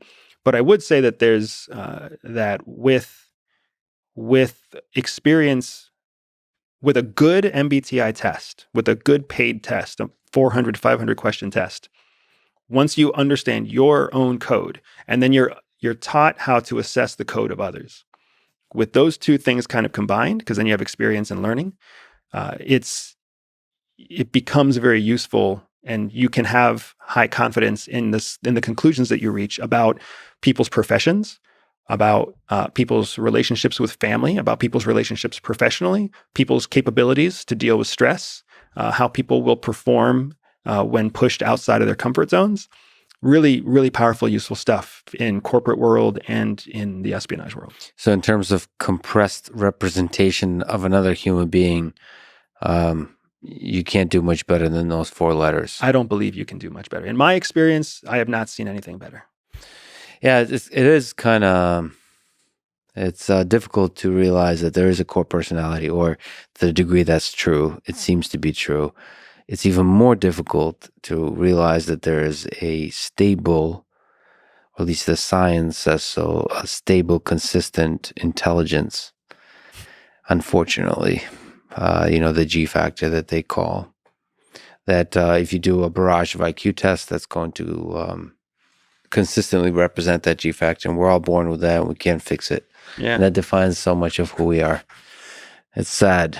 I don't see it as sad, because it's, for me, the faster you learn it, the faster you learn what your own sort of natural strengths and weaknesses are, the faster you get to stop wasting time on things that you're never going to be good at, and you get to double down on the things that you're already naturally skilled or interested in. So there's always a silver lining to a cloud. But I know now that I will never be a ballerina or a ballerino. I know that I'll never be an artist. I'll never be a musician. I'll never be any of those things. Mm-hmm. And when I was 18, that might have made me sad. But now at 42, I'm like, well, shit, awesome. I can go be something else good instead of always being bad. You're not going to be a ballerina. Because I'm not graceful. And you've learned this through years of experience. Yeah, okay. Exactly. Well, I don't know if there's an MBTI equivalent for grace of movement. I think it's called sensor. Oh, okay. Yeah. Because a sensor is someone who's able to interact with the world around them through their 5 senses very effectively. Mm-hmm. Like if you talk to dancers can actually feel the grace in all of their muscles. They know what position their finger is in. I don't have any idea. I don't know what position my feet are in right now. I'd have to look to make sure I actually feel the floor right. Yeah, I definitely have. Oh, that's good to know. So I don't, I'm not a dancer, but I do have that. You're a musician, man. Like, well, the music, I don't know to be able to pluck a guitar. Sure, yeah, that's true. That there is that physical component, but I think deeper, because there's a technical aspect to that. That's just like it's less about feel. But I do know jiu-jitsu, and grappling. I've done all my life. I don't. There's some people who are clumsy and they drop stuff all the time. They run into stuff. I don't. First of all, I don't know how that happens. But to me, I just have an awareness of stuff. Like if there's a little spatial orientation. Yeah, like I know that there's a small object I have to step over, and I have a good sense of that. It's so interesting. Yeah, you're just like born with that or something. My wife is brilliant, and she still walks into doors. Yeah. I mean, she'll walk in a doorway, she'll bang her knee on the same wall that's been there for the last 50 years. It's for some reason really hilarious. So it's good for that. You've been asked, I think, on Reddit, are there big secrets that you know that could land you and our country in terrible trouble if it came out to the public? And you answered, yes, I wish I could forget them. So let me ask you just about secrecy in general. Are these secrets or just other secrets ones that the public will never know? Or will it come out in 10, 20, 50 years? I guess the deeper question is, what is the value of secrecy? Yeah, and transparency. The standard classification for all human intelligence operations is something called 25x2, 25 by 2. So 50 years, 25 years times 2 years, or times 2 rounds. So in essence, anything that I've seen has the first chance of becoming public domain, declassified, after 50 years, unless there's some congressional requirement for it to be reviewed and assessed earlier. So by then, I'll be 80-something years old or potentially dead, which is either way. That's when it can come out according to its typical classification. The value of secrets I have seen is that secrets create space. Secrets give opportunity for security. They give opportunity for thinking. They give space. And space is an incredibly advantageous thing to have. If you know something somebody else doesn't know, even if it's just 15 or 20 minutes different, you can change the course of fate. So I find secrets to be extremely valuable, extremely useful. Even at the place where secrets are being kept from a large mass, part of what all Americans need to understand is that one of the trade-offs to building a system of government that allows us to be first world and wealthy and secure and successful, one of the trade-offs is that we have given up a great deal of personal freedom. And one of the personal freedoms that we give up is the freedom of knowing what we want to know. You get to know what the government tells you. You get to know what you need to know or what you've learned yourself, but you don't get to know secrets. People who do get to know secrets know them for a reason. That's why it's called a need to know. How difficult is it to maintain secrecy? It's surprisingly difficult as technology changes. It's also surprisingly difficult as our culture becomes one where people want notoriety. People want to be the person who breaks the secret. 25 years ago, 40 years ago, that wasn't the case. There was a time in the United States where if someone gave you a secret, it was a point of personal honor not to share the secret. Yes. Now we're in a place where if someone tells you a secret, like that could turn into a Twitter post that gets you a bunch of thumbs up and a bunch of likes or whatever else. An opportunity. Right. So the value of secrets has changed. And now there's almost a greater value on exposing secrets than there is on keeping secrets. That makes it difficult to keep secrets, especially when technology is going in the same direction. Yeah. Where is the line? And by the way, I'm one of those old school people with the secrets. I think it's a karma thing. Again, back to the trust. I think in the short term, you can benefit by sharing a secret. But in the long term, if people know they can trust you, like the juicy of the secret, if it's a test of sorts. If they know you can keep that secret, that means like you're somebody that could be trusted. And I believe that like not just effectiveness in this life, but happiness in this life is in forming a circle of people you can trust. Right. We're taught that secrets and lies are similar in that they have a limited shelf life. If you treat them like food, secrets and lies have a very limited shelf life. So if you cash in on them while they're still fresh, you beat them before they spoil. You get to take advantage of them before they spoil. However, trust has no limit to its shelf life. So it's almost like you're trading a short-term victory and losing a long-term victory. Yeah. It's always better to keep the secret. It's always better to let the lie live because it will eventually come to light from somebody else, not from you, because it already has a limited shelf life.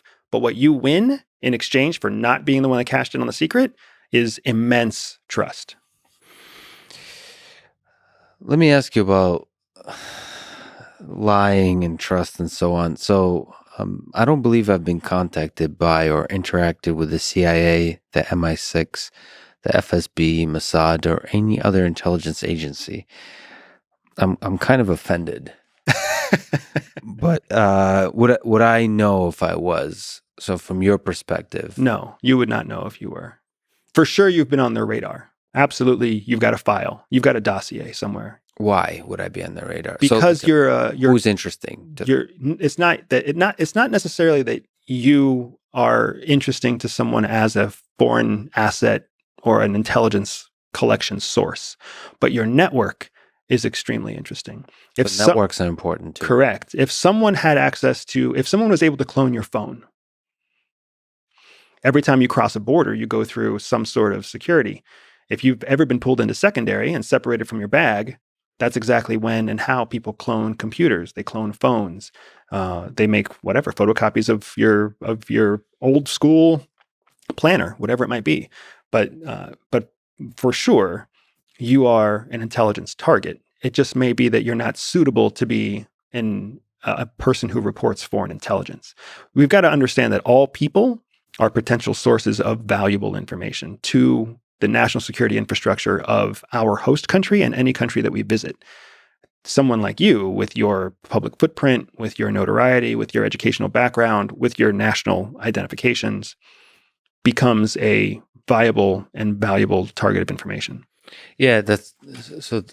To speak to that, I take security pretty seriously, but not to the degree that it runs my life, which I'm very careful about. That's good. I'm glad to hear that.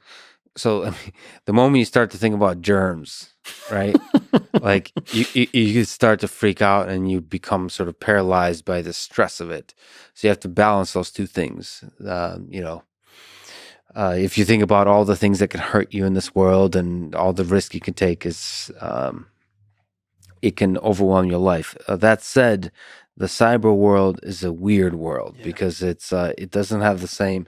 I know not to cross the street without looking each way because there's a physical intuition about it. I'm not sure. I'm a computer science guy, so I have some intuition, but it's the cyber world.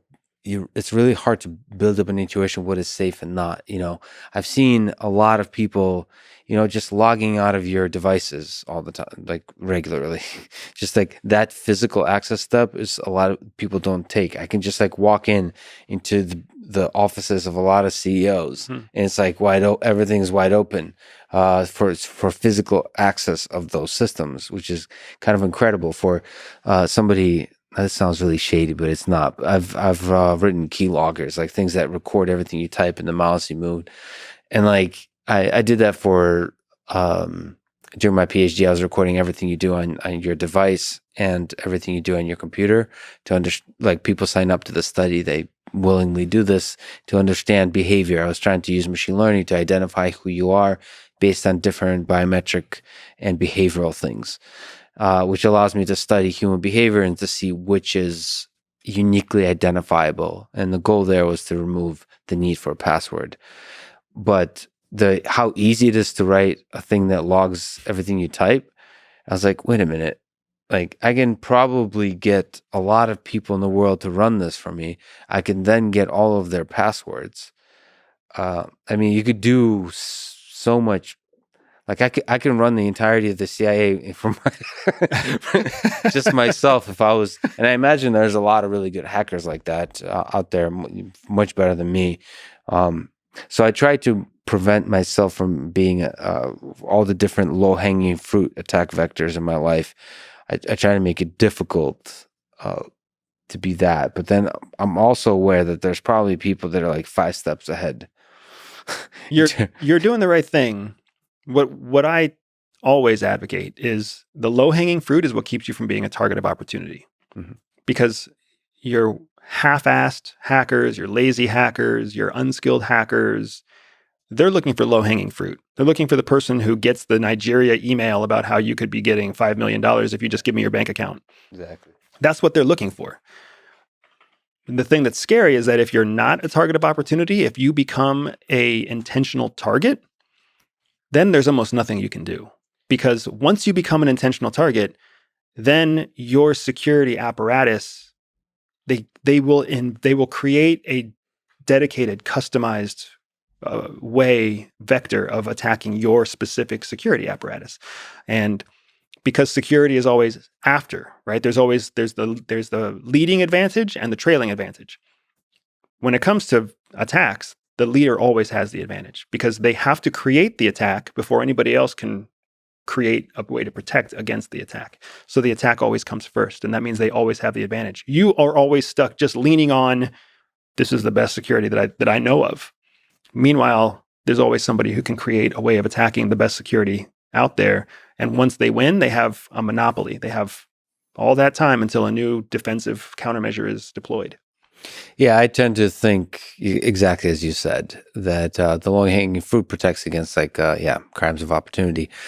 And then I assume that people can just hack in if they really want. Think about how much anxiety we would be able to solve if everybody just accepted that. Well, there's several things you do. First of all, to be honest, it keeps me honest, not to be a douchebag or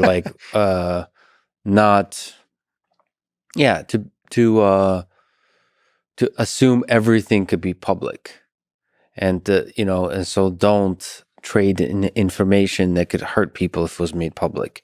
So I try to do that, and the thing I try to make sure is I, like Home Alone style, try booby trap.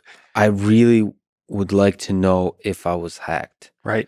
And so I try to assume that I will be hacked and detect it. Yeah.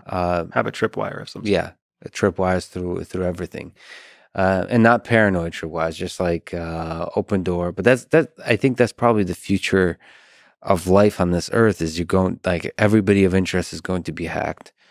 That hopefully inspires. Now, this is outside of company. These are individuals. I mean, there's, of course, if you're actually operating, like I'm just a scientist person, podcasting person. So if I was actually running a company or was an integral part of some kind of military operation, then you probably have to have an entire team that's now doing that battle of trying to be ahead of the best hackers in the world that are attacking. But that requires a team that full time is their focus. Even then you still get in trouble. Correct. Yeah. So what I've seen as the norm, what I've seen as the cutting edge standard for corporations and the ultra wealthy and even intelligence organizations is that we have tripwires. It's better if you can't prevent from being hacked. The next best thing is to know as soon as you get hacked, because then you can essentially terminate all the information. If you know it fast enough, you can just destroy the information. This is what the ultra wealthy do. They have multiple phones. So as soon as one phone gets hacked, the tripwire goes off, the operating system is totally deleted along with all data on the phone, and a second phone is turned on with a whole new separate set of metadata. And now for them, there's no break in service. It's just, this phone went black. It's got a warning on it that says it was hacked. So trash it because they don't care about the price of the phone. Pick up the next phone and we move on. That's the best thing that you can do, essentially, outside of trying to out-hack the hackers. And then even in your intelligence and military worlds where cyber warfare is active, the people who are aggressing are not trying to create aggression that beats security. They're trying to find aggressive techniques, offensive techniques that have no security built around them yet, because it's too cost and time intensive to protect against what you know is coming. It's so much more efficient and cost effective to go after new vectors. So it just becomes it becomes almost a silly game of your neighbor gets a guard dog, so you get a bigger guard dog. And then your neighbor gets a fence. So you're just constantly outdoing each other. It's called the security paradigm. People they just one-up each other because it's never worth it to just get to the same level. You're always trying to outdo each other. Yeah, and then maybe banks have to fight that fight, but not everybody can. Right. Yeah, no. So you're saying I operated at the state of the art with the tripwires. This is good to know. Absolutely, man. And also just not using anybody else's services, doing the everything myself. So that's harder to figure out what the heck this person is doing. Because if I'm using somebody else's service, like I did with QNAP, I have a QNAP NAS I use for cold storage of unimportant things, but are large videos. And I don't know if you know, but QNAP is a company that does NAS storage devices, and they got hacked. And everybody that didn't update as of a week ago from the point of the 0-day hack, everybody got hacked. It's several thousand machines, and they asked, you can get your data back if you pay. I forget what it was, but it was about a couple $1,000. And the QNAP can get all the data back for their customers if they pay, I think, $2 million. Wow. But that came from me relying on the systems of others for security. I assumed this company would have their security handled, but then that was a very valuable lesson to me. I now have like layers of security, and also an understanding which data is really important, which is somewhat important, which is not that important, and layering that all together. So just so you know, the U.S. government, the military, woke up to that exact same thing about 2 years ago. It's still very new. I mean, they were sourcing, take night vision goggles, for example. They were sourcing components and engineering and blueprints for night vision goggles from 3, 4, 5 different subcontractors all over the country, but they never asked themselves what the security status was of those subcontractors. So, fast forward, a few years, and all of a sudden they start getting faulty components. They start having night vision goggles that don't work. They start having supply chain issues where they have to change their provider, and the Army doesn't know that the provider is changing. I mean, this is a strategy. The idea of going through third-party systems is identifying the vulnerability in the supply chain. That's a savvy offensive practice for more than just cyber hackers. Let me ask you about physical hacking. So I'm now, like, I'm an introvert, so I'm paranoid about all social interaction. But how much truth is there? It's kind of a funny question. How suspicious should I be when I'm traveling in Ukraine or different parts of the world when an attractive female walks up to me and shows any kind of attention? Is that like this kind of James Bond spy movie stuff, or is that kind of stuff used by intelligence agencies? I don't think it's used. It's absolutely used. It's called sexpionage. That's the term that we jokingly call it, is sexpionage. But yeah, the art of attraction, appeal, the manifestation of feelings through sexual manipulation, all of that is super powerful tool. The Chinese use it extremely well. The Russians use it extremely well. In the United States, we actively train our officers not to use it, because in the end, it leads to complications in how you professionally run a case. So we train our officers not to use it. However, you can't control what other people think. So if you're an attractive male or an attractive female officer, and you're trying to talk to an older general who just happens to be gay or happens to be straight and is attracted to you, of course they're going to be that much more willing to talk to an American who is also attractive. So it's hard to walk that back in all definitions. So it could be all elements of charisma. That's attractiveness in a dynamic sense of the word. So it's visual attractiveness, but the smile, the humor, the wit, the flirting, all that kind of stuff that could be used to correct to the art of conversation. There's also elements of sexuality that people underestimate, right? So physical sexuality, physical attraction is the most obvious one. It's the one that everybody talks about and thinks about. But then there's also sapiosexuality, which is being sexually attracted to thoughts, to intelligence. And then you got all the various varieties of personal preferences. Some people like people of a certain color skin, or they like big noses, they like small noses, they like big butts, they like small butts, they like tall guys, they like bald guys, whatever it might be. You can't ever predict what someone's preferences, sexual arousal preferences are going to be. So then you end up walking into a situation where then you discover, and just imagine being being an unattractive, overweight, married guy, and you're walking into an asset or a target meeting with like a middle-aged female who is also not very attractive and also married, but then it turns out that that person is a sapiosexual and gets extremely turned on by intelligent conversation.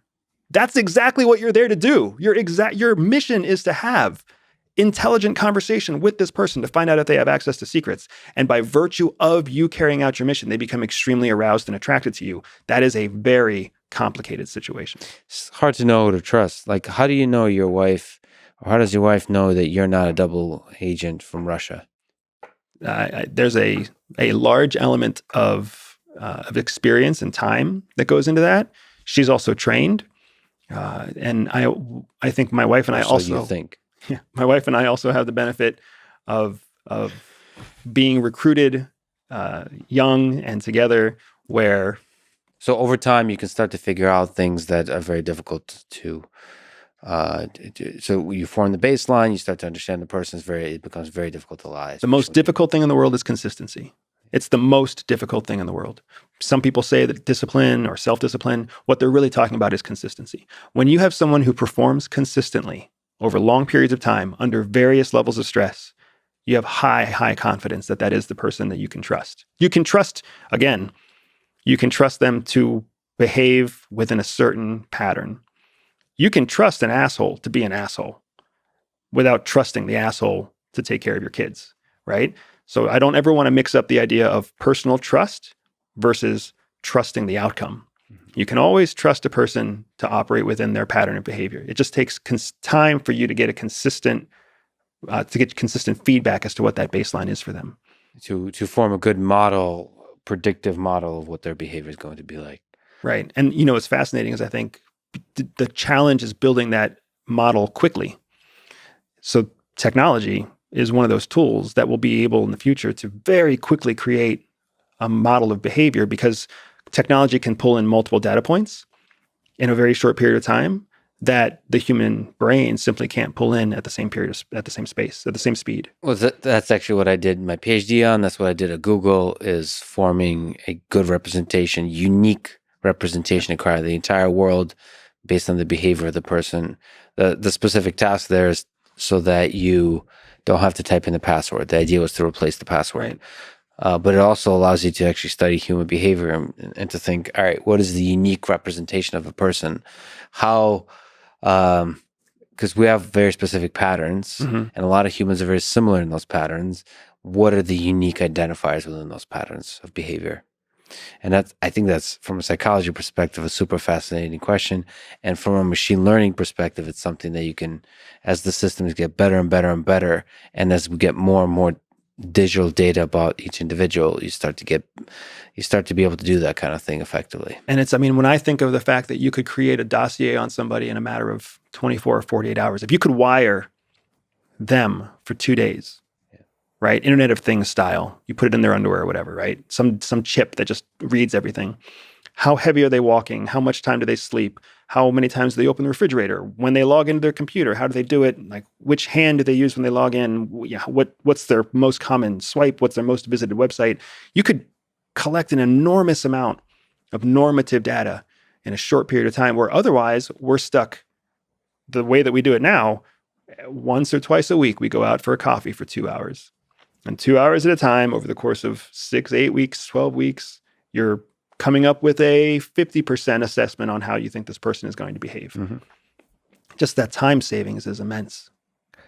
Something you've also spoken about is private intelligence, and the power and the reach and the scale and the importance of private intelligence versus government intelligence. Can you elaborate on the role of what is private intelligence and what's the role of private intelligence in the scope of all the intelligence that is gathered and used in the United States? Yeah, absolutely. It's something that so few people know about, and it became a more mainstream topic with the Trump administration, because Trump made it no secret that he was going to hire private intelligence organizations to run his intelligence operations and fund them.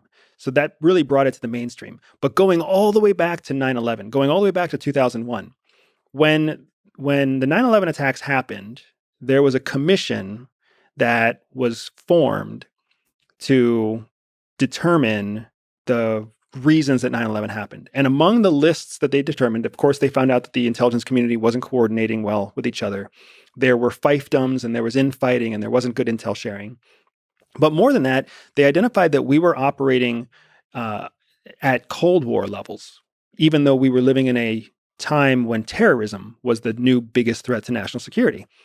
So the big recommendation coming out of the 9/11 Commission was that the intelligence organizations, the intelligence community, significantly increase the presence of intelligence operators overseas and in terms of analytical capacity here in the United States. When they made that decision, it completely destroyed, it totally was incongruent with the existing hiring process, because the existing hiring process for CIA or NSA is a 6 to 9 month process. The only way they could plus up their sizes fast enough was to bypass their own hiring and instead go direct to private organizations. So naturally, the government contracted with the companies that they already had secure contracts with: Boeing, Raytheon, Northrop Grumman, CACI, you name it. And then over time, from 2001 to now, or I guess that started really in 2004 when they started significantly increasing the presence of private intelligence officers.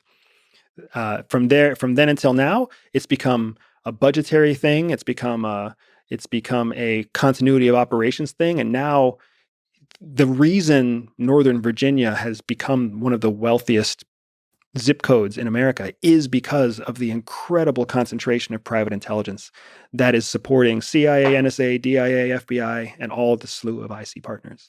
By the way, does Palantir play a role in this? Palantir is one of those organizations that was trying to pitch their product to an intelligence community because it's a fantastic product on paper.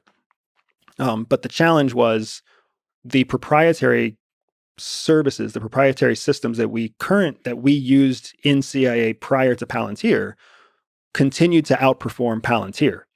So just like any other business decision, if you've got homegrown systems that outperform external systems, then it's not worth it to share the internal information. Got it.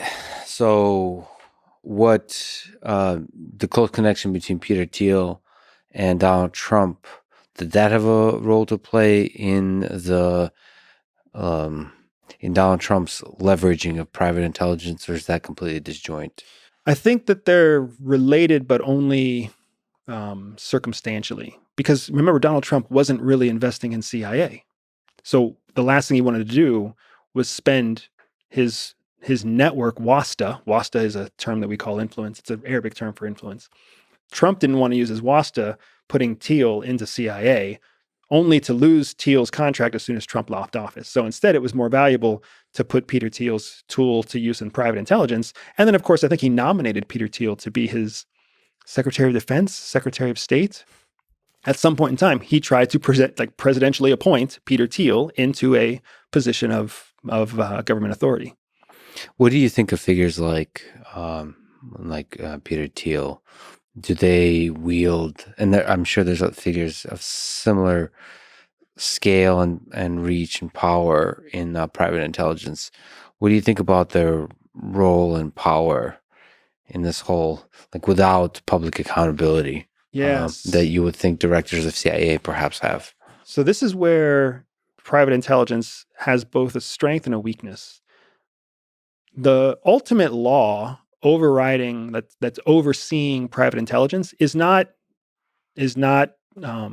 government legislation. It's the law of economics. If they produce a superior product, then they will have a buyer. If they do not produce a superior product, they will not have a buyer. And that's a very simple business principle. Whereas in the current national security infrastructure, you can create a crap product, but the taxpayer dollars are always going to be spent. So it's really thrown things for a loop, especially during the Trump administration. And this is one of the things that I will always say I liked about the Trump administration. It put a big, blazing, bright light on all of the flaws within our system. One of those flaws being this executive power over the intelligence organizations and the lack of accountability for intelligence organizations to produce a superior product. When that light got shone down, that's when you also saw Trump start to go after, if you remember, there was a period where he was taking security clearances away from retiring officers. That became a big, hot issue. That became something that people were very opposed to when they didn't realize that process of taking security clearances away, that incentivized seasoned senior officers to stay in service. Because with private intelligence paying a premium during the Trump administration, because Trump was paying a premium to the private intelligence world, when senior officers found that it was more profitable to retire early, keep their clearance, and go work for Raytheon, Trump saw that as bypassing service to the American people. You've made a career in CIA, you've made a career in NSA, you should stay there. If you leave, you lose your clearance because you no longer have a need to know. He upset the apple cart with that. And unfortunately, the narrative that came out in many ways was a negative narrative against Trump, when in fact, he was actually doing quite a service to the American people, trying to take away the incentive of senior officials leaving their service in order to just profiteer in the private intelligence world. So in that way, he was kind of supporting the CIA in making sure that competent people and experienced people stay and are incentivized to stay there. Correct. I think that there was definitely, he understood incentives. I mean, Donald Trump understands incentives. So he was trying to incentivize them to stay, but I think he was also playing a safety card because he didn't want former CIA officials who were not listening to him to then move into private intel organizations that he may be hiring, only to then have them undermine him from both sides of the coin. So there was a little bit of offensive calculation in there as well. But do the dynamics and the incentives of economics that you referred to that the private intelligence operates under, is that more or less ethical than the forces that maybe government agencies operate under? Like, what's your intuition? Is capitalism lead? So you mentioned it leads to maximizations of efficiency and performance, but is that correlated with ethical behavior when we're talking about such hairy activities like collection of intelligence? The question of ethics is a great question. So let me start this whole thing out by saying CIA hires people on a spectrum of our ability to be morally flexible, ethically flexible. All people at their heart are ethically flexible. I would never punch somebody in the face, right? Some people out there would say, I would never hurt another human being. But as soon as a human being posed a direct threat to their daughter or their son or their mother, now all of a sudden they're going to change their ethical stance in self-defense, right? But at the end of the day, it's still hurting another person. So what CIA looks for is people who are able to swing across that spectrum for lesser offenses, right? More flexibility. I do not believe that private intelligence and the laws of economics lend themselves to increased ethics or increased ethical behavior in the short term. But what ends up happening is that in the long term, in order to scale economic benefits, you are forced to act within norms of your customer base. So as the norms of that customer base dictate certain requirements, the company has to adapt to those requirements in order to continue to scale. So if a company tries to ostracize LGBTQ, or if they try to ostracize men or ostracize women, they're limiting their ability to grow economically. They have to adapt to whatever is the prevailing ethical requirement of their customer base. That's such an interesting question, because you look at big pharma and pharmaceutical companies, and they have quite a poor reputation in the public eye. Yep. And some of it, maybe much of it, is deserved, at least historically speaking. And so you start to wonder, well, can intelligence agencies use some of the same technique to manipulate the public, like what they believe about those agencies, in order to maximize profit as well? Sort of finding shortcuts or unethical paths that allow you to not be ultimately responsible to the customer. Absolutely. And I would go a step further to say that the covert nature of intelligence operations is really attractive when it comes to the private sector, because now they have all the same money with none of the oversight, and all they have to do is deliver. So without the oversight, what's holding you back? And in a lot of, for anybody who's ever run a business, anybody who's ever started a startup or tried to make something succeed, we all know that there come those times where you have to skirt the boundaries of propriety or morality or commitments or promises to other people, because at the end of the day, if your business fails, it's on you. So if you promise to deliver something to a client, you've got to deliver it to the client, even if that means you stay up late or if you lie on your taxes, whatever it might be. There's a certain level of do or die. Yeah, I personally have a sort of optimistic view that ultimately the best way is to stay within ethical bounds, kind of like what you suggested. If you want to be a company that's extremely successful, is win with competence, not with cheating, because cheating won't, I believe, win in the long term.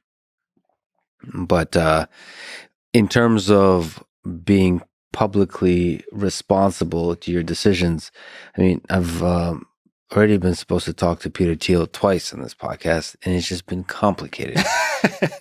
If I were to put myself into his shoes, why do podcasts? The risk is too high to be a public person at all. And so I totally understand that. At the same time, I think if you're doing things by the book and you're the best in the world at your job, then you have nothing to worry about. And you can advertise that, and you help recruit. I mean, that's the work of capitalism, is you want to advertise that this is the place where the best people in the world at this thing work. True. I think that your point of view is accurate. I would also say that the complexities of what makes somebody make a decision can only really be properly calculated with a baseline. So because there is no baseline that you or I have on Peter Thiel, it's difficult to really ascertain why he does or doesn't accept invites or why he does or doesn't appear. Well, let me ask your opinion on the NSA. And then maybe we could mention about bulk collection in general in the CIA. But let's look at some history with the NSA and Snowden. What's your opinion on the mass surveillance that is reported to have been conducted by the NSA? We talked about ethics. Are you troubled by from a public perception, the unethical nature of mass surveillance of especially American citizens?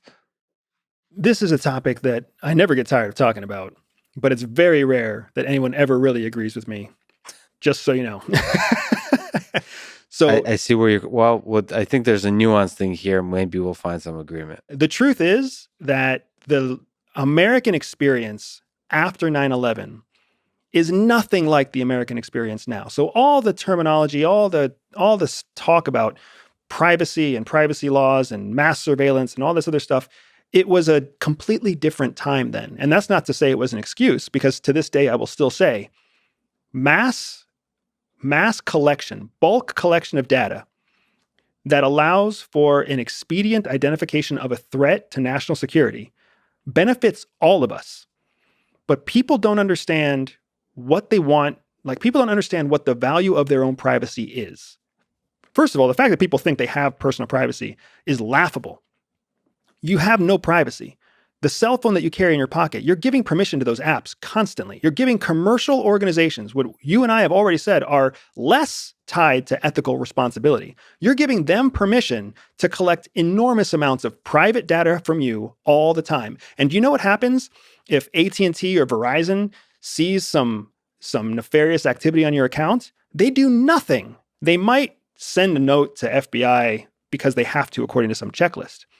But when NSA was collecting intelligence on metadata from around the United States. They were very specifically looking for terrorist threats that would harm American lives. NSA can clone my phone. I will give them my children's phone. I will give them the passwords to every one of my accounts if it means that there's a likelihood that my family will be safer from a nefarious actor who's intent on hurting us. NSA doesn't care about your affair. NSA doesn't care if you're cheating on your taxes. NSA doesn't care if you talk shit about your boss or if you hate the US president. Nobody cares about that. Your intelligence community is there to find threats to national security. That's what they're there to do. What Snowden did when he outed that whole program, the fact that the court, the justice system, the civilian justice system went back and essentially overruled the ruling of the intelligence courts before them just goes to show how the general mass community really shouldn't have a say in what happens in the intelligence community. They really shouldn't. You have politicians and you have the opportunity to elect people to a position, and then you trust them. That's what a representative republic is. You vote the people in, you trust them to work on your behalf. They make decisions without running them by you.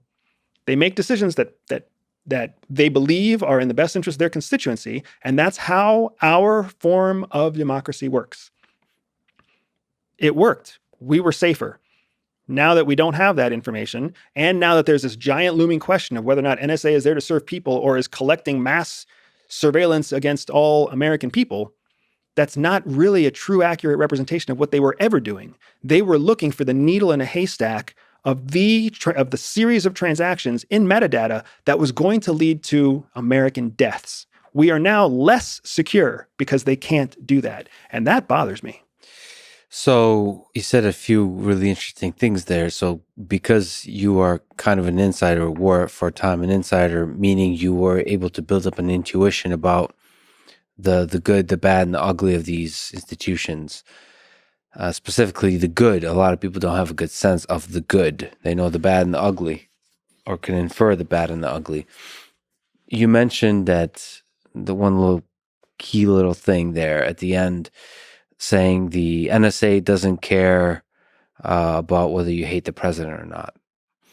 Now that's what people really worry about, is they're not sure they can trust the government to not go into full dictatorial mode, and based on your political preference, your oppositions, your basically one of the essential powers, the freedom of speech in the United States is the ability to criticize your government. Exactly. And that they worry, well, can't the government get a hold of the NSA and start to ask the basic question, well, can you give me a list of people that are criticizing the government? So let's just walk through that exact example, right? Because it's a preponderance fear. It's a ridiculous fear because you would have to tap on multiple elements of government for anything to happen. So for example, let's just say that somebody goes to the NSA and says, hey, can you give us a readout on all the people who are tweeting terrible things about the president? Okay, cool. Here's your 100 million people, whatever it is, right? Here's all the people saying negative things about the government. So now they have a list. What do they do next? Well, let's just make it simple. They stay with NSA and they say, surveil them even more, tap their phones, tap their computers. I want to know even more. So then they get this preponderance of evidence. What do you do with evidence? You take it to a court. Well, guess what? No court is going to support anything that goes against the freedom of speech. So the court is not going to support what the executive is asking them to do. Even before you take somebody to court, you have to involve law enforcement. Essentially, you have to send some sort of police force to go apprehend the individual who's in question. Well, guess what doesn't meet criteria for any police force anywhere in the United States? Arresting people who say negative things about the president. Now, if somebody poses a threat to the life of a public figure or the threat to life of a politician, that's a completely different case, which means the standards of evidence are much higher for them to arrest that person. So unless you create a secret police force, then your actual public police force is never going to take action. So all these people who are afraid of this exact situation that you're outlining, they need the creation of a secret police force. the creation of a secret court that operates outside the judicial system, the creation of a secret intelligence service that operates outside of foreign intelligence collection, all so that a handful of people who don't like the president get what? Whisked away, assassinated, put in prison, who knows what. Think about the resources that would be, the amount of money and time, and how hard would it be to keep that secret, to have all of those things in motion. The reason it worked in Russia and Soviet Germany, or Russia and communist Germany, was because everybody knew there was a secret police. Everybody knew that there was a threat to speaking out against the government. It's completely different here. Well, so there's a lot to say. So one is, yes, if I was a dictator and I wanted to, and just looking at history, let me take myself out of it. But I think one of the more effective ways is you don't need the surveillance. You can pick out a random person and in a public display, semi-public display, basically put them in jail for opposing the government, whether they oppose it or not. And the fear, that sends a message to a lot of people. That's exactly what you see happening in China. That's what you just laid out. It's genius. And that is the standard You don't model. need the surveillance for that. Yep. But that said, if you did do the surveillance, so that's the support, the incentives aren't aligned. It seems like a lot of work to do for the thing you could do without the surveillance. Right. But, yes, the courts wouldn't, if you were to be able to get a list of people, which I think that part you could do. Correct. That oppose the government. You could do that on, just like you said, on Twitter publicly. You could make a list. And with that, you can start to, especially if you have a lot of data on those people, find ways in which they did violate the law, not because they oppose the government, but because in some other way, the parking tickets or didn't pay the taxes. That's probably a common one, or screwed up something about the taxes. I just happen to know Russia and Ukraine, they're very good at this kind of stuff, that knowing how the citizens screwed everything up, because especially in those countries, everybody's breaking the law, because in a corrupt nation, you have to bend the law to operate the world. The number of people that pay taxes fully in those nations is just very low, if not zero.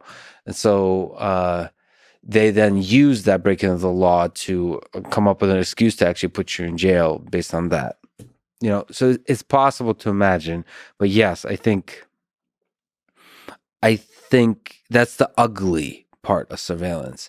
But I do think, just like you said, the incentives aren't correct. You really don't need to get all of the secret police and all of these kinds of organizations working if you do have a charismatic, powerful leader that built up a network that's able to control a lot of organizations to a level of authoritarianism in a government. They're just able to do the usual thing. One, have propaganda machine to tell narratives. Two, pick out people that they can put in jail for opposing the state, and maybe loud members of the press start silencing the press. There's a playbook to this thing, and right. It doesn't require the surveillance. The surveillance, what is useful for the surveillance is the thing you mentioned in China, which is encourage everybody in the citizenry to watch each other, to say there's enemies of the state everywhere. And then you start having children reporting on their parents and that kind of stuff. Again, don't need a surveillance state for that. Now, the good of a surveillance system, if it's operating within ethical bounds, is that, yes, it could protect the populace. So you're saying the good, given on your understanding of these institutions, the good outweighs the bad. Absolutely. So let me give you just a practical example. So people don't realize this, but there's multiple surveillance states that are out there. There are surveillance states that are close allies with the United States. One of those surveillance states is the United Arab Emirates, the UAE. Now, I lived in the UAE from 2019 to 2020, came back on a repatriation flight after COVID broke out. But we were there for a full year. We were residents, we had IDs, we had everything. Now, when you get your national ID in the Emirates, you get a chip, and that chip connects you to everything. It connects you to cameras, it connects you to the license plate on your car, to your passport, to your credit card, everything. Everything is intertwined. Everything is interlinked. When you drive, there are no police. There are no police on the roads. Every 50 to 100 meters, you cross a camera that reads your license plate, measures your speed, and if you're breaking the speed limit, it just immediately charges your credit card because it's all tied together. Totally surveillance. That technology was invented by the Israelis, who use it in Israel. When I was in Abu Dhabi and I was rear-ended at high speed by what turned out to be an Emirati official, a senior ranking official of one of the Emirates. It was caught on camera. His ID was registered. My ID was registered. Everything was tied back to our IDs. The proof and the evidence was crystal clear. Even still, he was Emirati. I was not. So when I went to the police station to file the complaint, it was something that nobody was comfortable with because, generally speaking, Emiratis don't accept legal claims against their own from foreigners. But the difference was that I was an American and I was there on a contract supporting the Emirati government. So I had these different variances, right? Long story short, in the end, the surveillance state is what made sure that justice was played because the proof was incontrovertible. There was so much evidence collected because of the surveillance nature of their state. Now, why do they have a surveillance state? It's not for people like me. It's because they're constantly afraid of extremist terrorist activity happening inside Abu Dhabi or inside the UAE because they're under constant threat from Islam and from extremists, and they're under constant threat from Iran. So that's what drives the people to want a police state, to want a surveillance state. For them, their survival is paramount, and they need the surveillance to have that survival. For us, we haven't tasted that level of desperation and fear yet, or hopefully never. But that's what makes us feel like there's something wrong with surveillance. Surveillance is all about the purpose. It's all about the intent.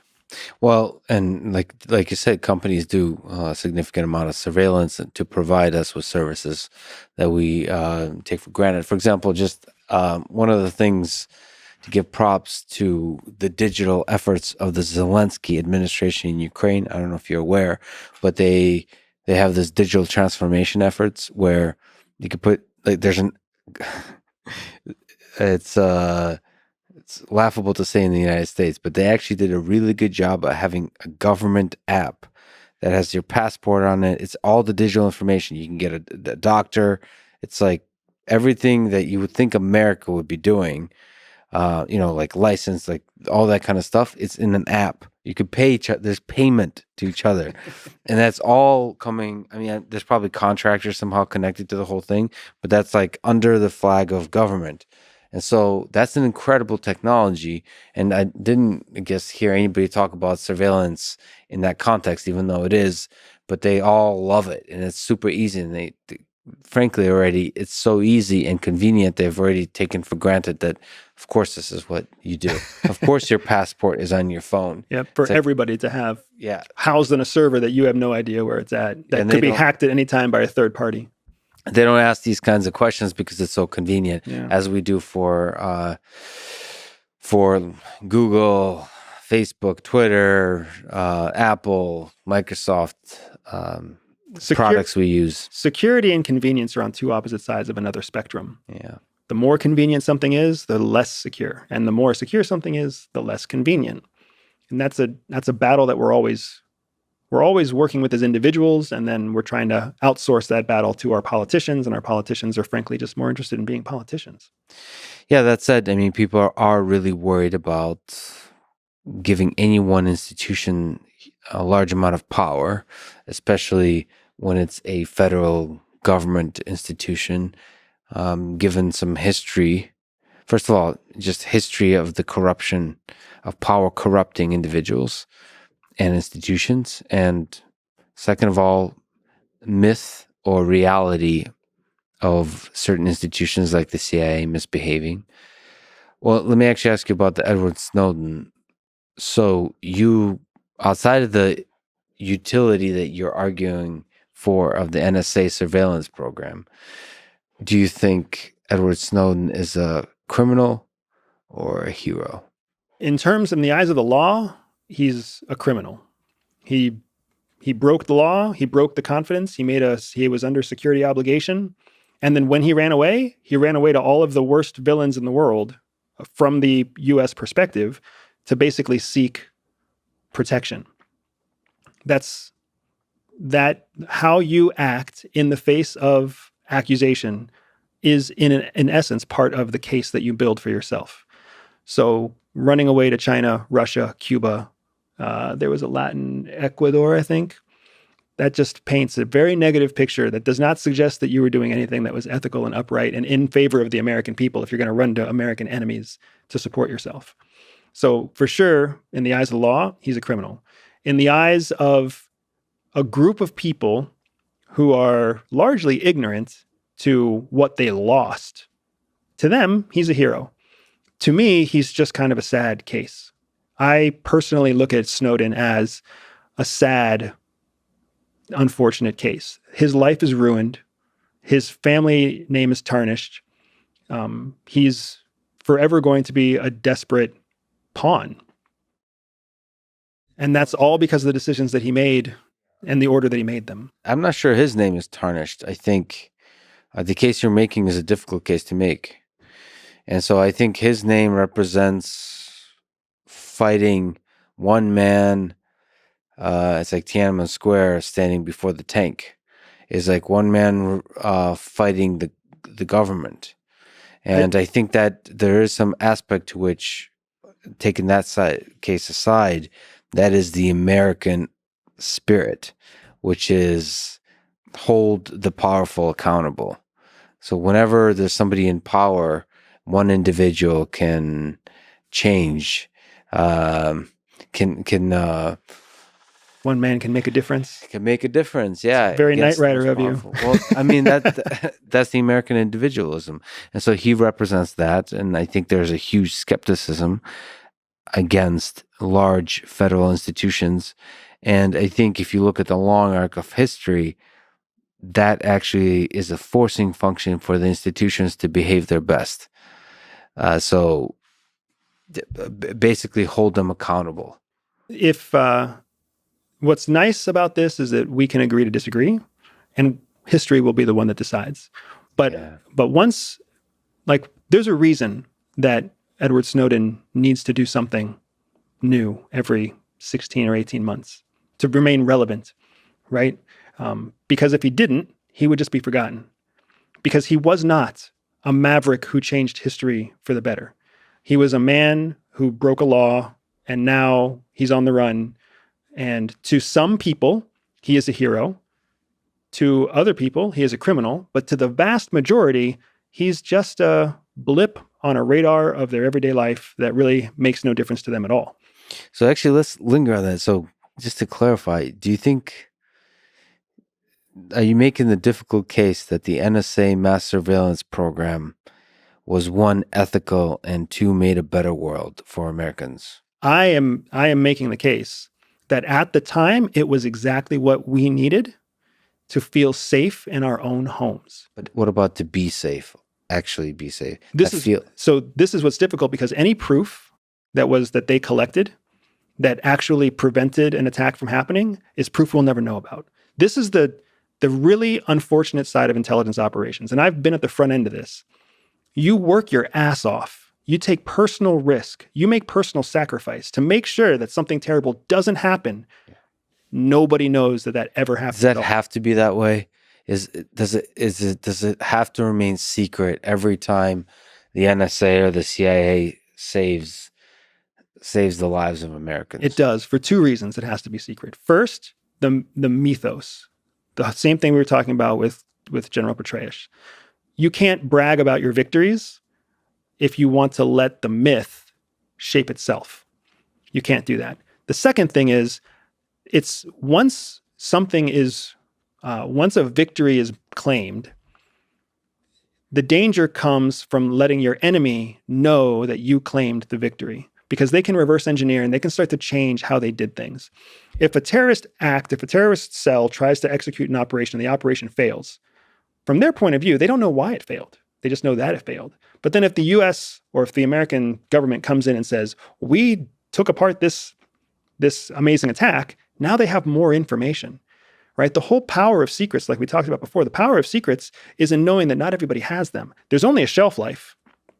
So take advantage of the shelf life. You get space. So you got to keep it a secret. There is no tactical advantage from sharing a secret unless you are specifically trying to achieve a certain tactical advantage from sharing that secret, which is what we've seen so much of with U.S. intel sharing with Ukraine. There's a tactical advantage from sharing a secret about Russian military movements or weaknesses in tanks or, supply chain challenges, whatever it might be.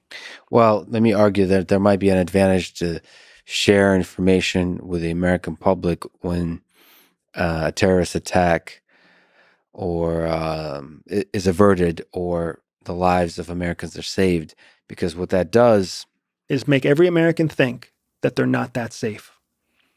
There is no tactical advantage there. You think so? Absolutely. What about if the Austin PD started telling you every day about these crazy crimes that they prevented, would that make you feel more safe? It would make you feel like they're doing their job. Is that obvious to you? Make us feel less safe? Because if we see competence, that there is extremely competent defenders of this territory, of these people, wouldn't that make us feel more safe or no? The human nature is not to assign competence. So empirically, humans overvalue losses and undervalue gains. That's something that we've seen from finance to betting and beyond. If the Austin Police Department starts telling you about all these heinous crimes that were avoided because of their hard work, the way that your brain is actually going to process that information is you are going to say, if this is all the stuff that they've stopped, how bad must this place be? Yeah, how much more haven't they stopped? I take your point. It's a powerful psychological point. But looking at the other picture of it, looking at the police force, looking at the CIA, the NSA, those people, and now with the police, there's such a negative feeling amongst Americans towards these institutions. Who the hell wants to work for the CIA now and the police force? Like, you're going to be criticized. Like, that's really bad for the CIA. It's terrible. Like, as opposed to being seen as a hero. Like, for example, currently, soldiers are, for the most part, seen as heroes that are protecting this nation. That's not the case for the CIA. Soldiers weren't seen as heroes in the Vietnam War, right? You've got to remember that so first of all, public service is a sacrifice. Yeah. We oftentimes forget that. We start to think, government jobs are cushy and they're easy, and it must be so easy to be the president because then you're basically a celebrity overnight. Public service is a sacrifice. It's a grind. For all of the soldiers, the submariners, the missileers, the police officers, intelligence specialists, they all know what it's like to give things up, to serve a public that can turn its opinion at any given time. And history is what defines it. The more important thing is to understand that if you want a true, open, and fair democracy, you cannot control a narrative. And starting to share all of your victories, or starting to share your biggest victories, with the intent of shaping public opinion to be supportive of the police force, or supportive of CIA, or supportive of you name it, is shaping a narrative. That is intentional operational use of influence to drive public opinion. That is something nobody wants to get into. It is much more professional to be a silent sentinel, a silent servant, humbly carrying the burden of public service in the United States, where we are a fair and open democracy. Why? Why not celebrate the killing of bin Laden? We did. The search, discovery, and the capture, and the killing of bin Laden. Wasn't that actually the details of that? How much of the details of that, how he was discovered, were made public? I think some of it was made public enough. Why not do that? Doesn't that make heroes out of the people that are servants? Or do people who do service for this nation, do they always have to operate in a thankless manner in the shadows? I think that's a very good question. The folks who I left behind when I left CIA, who continue to serve as faceless, nameless heroes every day. I am grateful to them. The truth is that if they were motivated by something else, they wouldn't be as good as they are at doing what they do. And I see your point about shouldn't we be celebrating our victories? But when celebrating our victories runs the risk of informing our enemies how we operate, giving away our informational advantage, giving away our tactical battlefield advantage, and running the risk of shaping a narrative intentionally among our own American people, now all of a sudden we're turning into exactly the thing that the American people trust us not to become. Yeah, but then you operate in the secrecy, and then there's Myths. corrupt and douchebag people everywhere. So when they, even inside the CIA, and criminals inside the CIA, there's criminals in all organizations, in all walks of life. Human nature is such that this is always the case. Then it breeds conspiracy theories. It does. And sometimes those conspiracy theories turn out to be true, but most times they don't. That's just part of the risk of being a myth. Can you speak to some of the myths? So MK Ultra. So Not a myth. not a myth. So this is a fascinating human experimentation program undertaken by the CIA to develop procedures for using drugs like LSD to interrogate people through, let's say, psychological manipulation and maybe even torture. The scale of the program is perhaps not known. How do you make sense that this program existed? Again, you've got to look through the lens of time. You've got to look at where we were historically at that time. There was the peak of the Cold War. Our enemies were doing the same kind of experimentation. It was essentially another space race. What if they broke through a new weapon technology faster than we did? What would that mean for the safety and security of the American people? So, right decision or wrong decision, it was guided by and informed by national security priorities.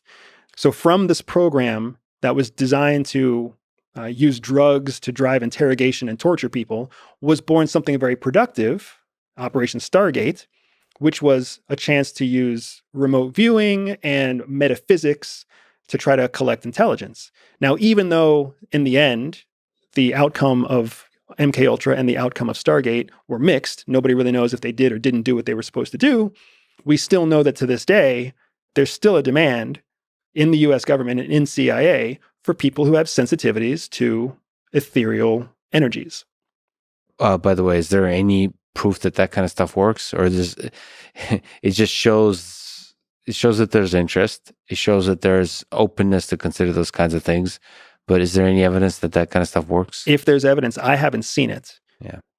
Speaking from a science-based point of view only, if energy and matter can always be exchanged, then a person who can understand and become sensitive to energy is a person who could become sensitive to what does become matter. Yeah. I mean, the basics of the physics might be there, but a lot of people probably are skeptical. I'm skeptical too, but I'm just trying to But you should be open-minded, right? I mean, that's actually, that's what science is about, is remain open-minded, even for the things that are long shots, because those are the things that actually define scientific revolutions. What about Operation Northwoods?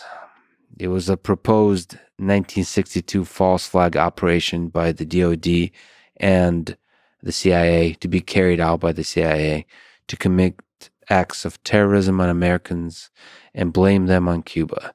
So JFK, the president, rejected the proposal. What do you make that this was on the table, Operation Northwoods? So it's interesting. First, I'm glad that JFK rejected it. That's a good sign. So we have to understand that good ideas are oftentimes born from bad ideas. I had a really good friend of mine who actually went on to become a pastor. And he used to say all the time that he wanted all the bad ideas on the table. Like, give me all your bad ideas every time we had any kind of conversation. And I was always one of those people who's like, isn't a bad idea just a waste of time? And he was like, no, because the best ideas oftentimes come from bad ideas. So again, Cuban Missile Crisis, mass hysteria in the United States about nuclear war from Cuba, missiles, blowing up American cities faster than we could even see them coming. It makes sense to me that a president would go to especially the part of CIA, which is the Special Activities Division. It makes perfect sense to me that the president would go to a division called Special Activities, whose job it is to create, crazy ideas that have presidential approval, but nobody knows they exist. So it makes sense that he would challenge a group like that to come up with any wacky idea, right? Come up with anything. Just let's start with something, because we can't bring nothing to the table. We have to do something about this Cuban issue. And then that's how an operation like that could reasonably be born. Not because anybody wants to do it, but because they were tasked by the president to come up with 5 ideas, and it was one of the ideas.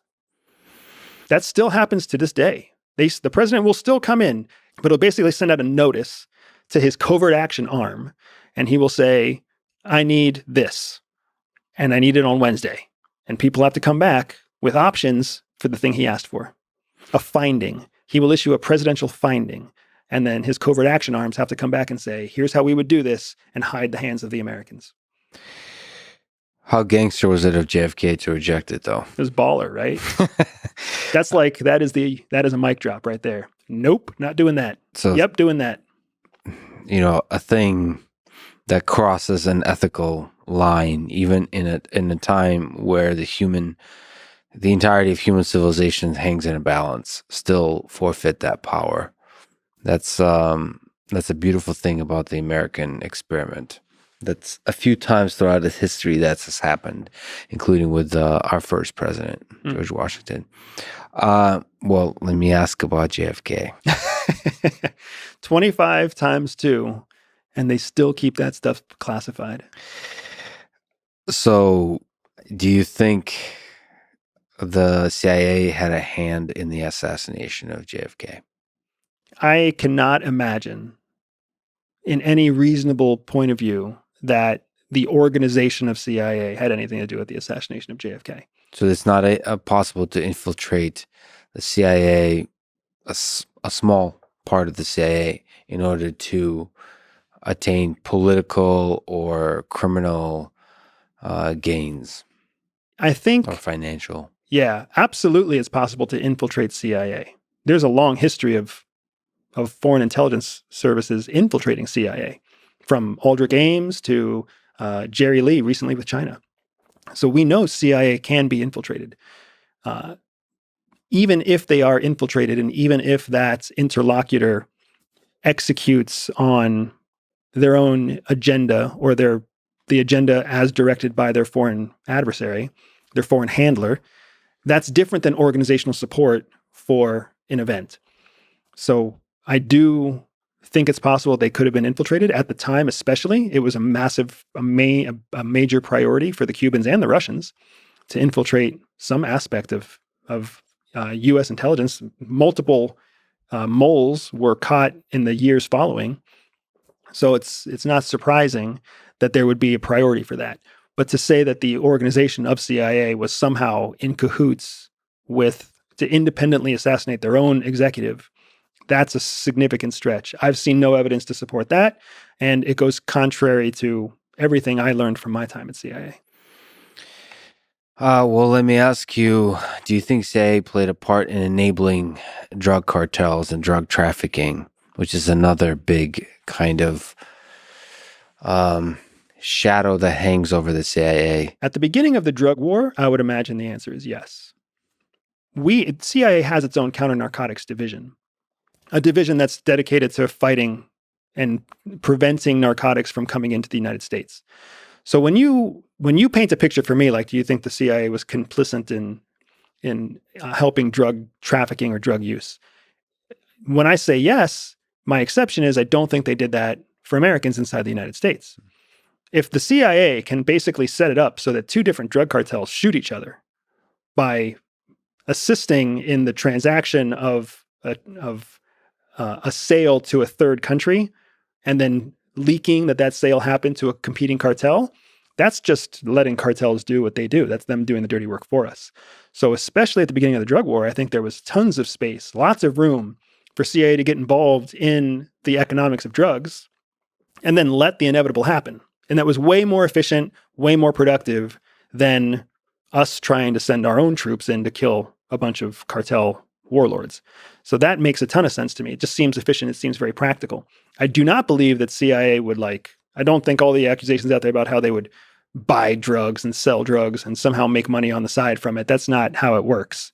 So do you think there's on that point, a connection between Barry Seal, the great governor, and then President Bill Clinton, Oliver North, and Vice President, former CIA Director George H.W. Bush, and the little town with a little airport called Mena, Arkansas?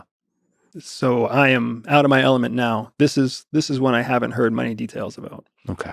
So your sense is any of the drug trafficking has to do with criminal operations outside the United States and the CIA just leveraging that to achieve its ends, but nothing to do with American citizens and American politicians. With American citizens, again, speaking organizationally. So that would be my sense, yes. Let me ask you about, so back to Operation Northwoods, because it's such a powerful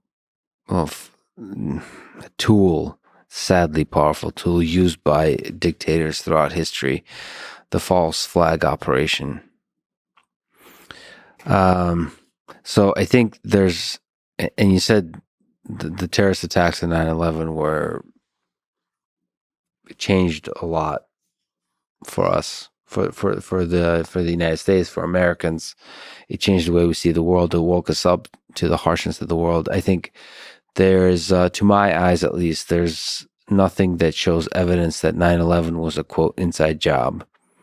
But is the CIA or the intelligence agencies or the U.S. government capable of something like that? I mean, that's the question. I get so it, yeah. There's a bunch of shadiness about how it was reported on. I just can't. That's the thing I struggle with. While there's no evidence that there was an inside job, it raises the question to me, well, could something like this be an inside job? Because it sure as heck, now looking back 20 years, the amount of money that was spent on these wars, the military-industrial complex, the amount of interest in terms of power and money involved, organizationally, can something like that happen? You know Occam's razor.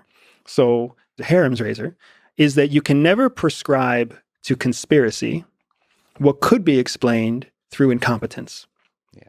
Right? That is those are two fundamental guidelines that we follow all the time, right? The simplest answer is oftentimes the best, and never prescribe to conspiracy what can be explained through incompetence. Well, can you elaborate what you mean by we?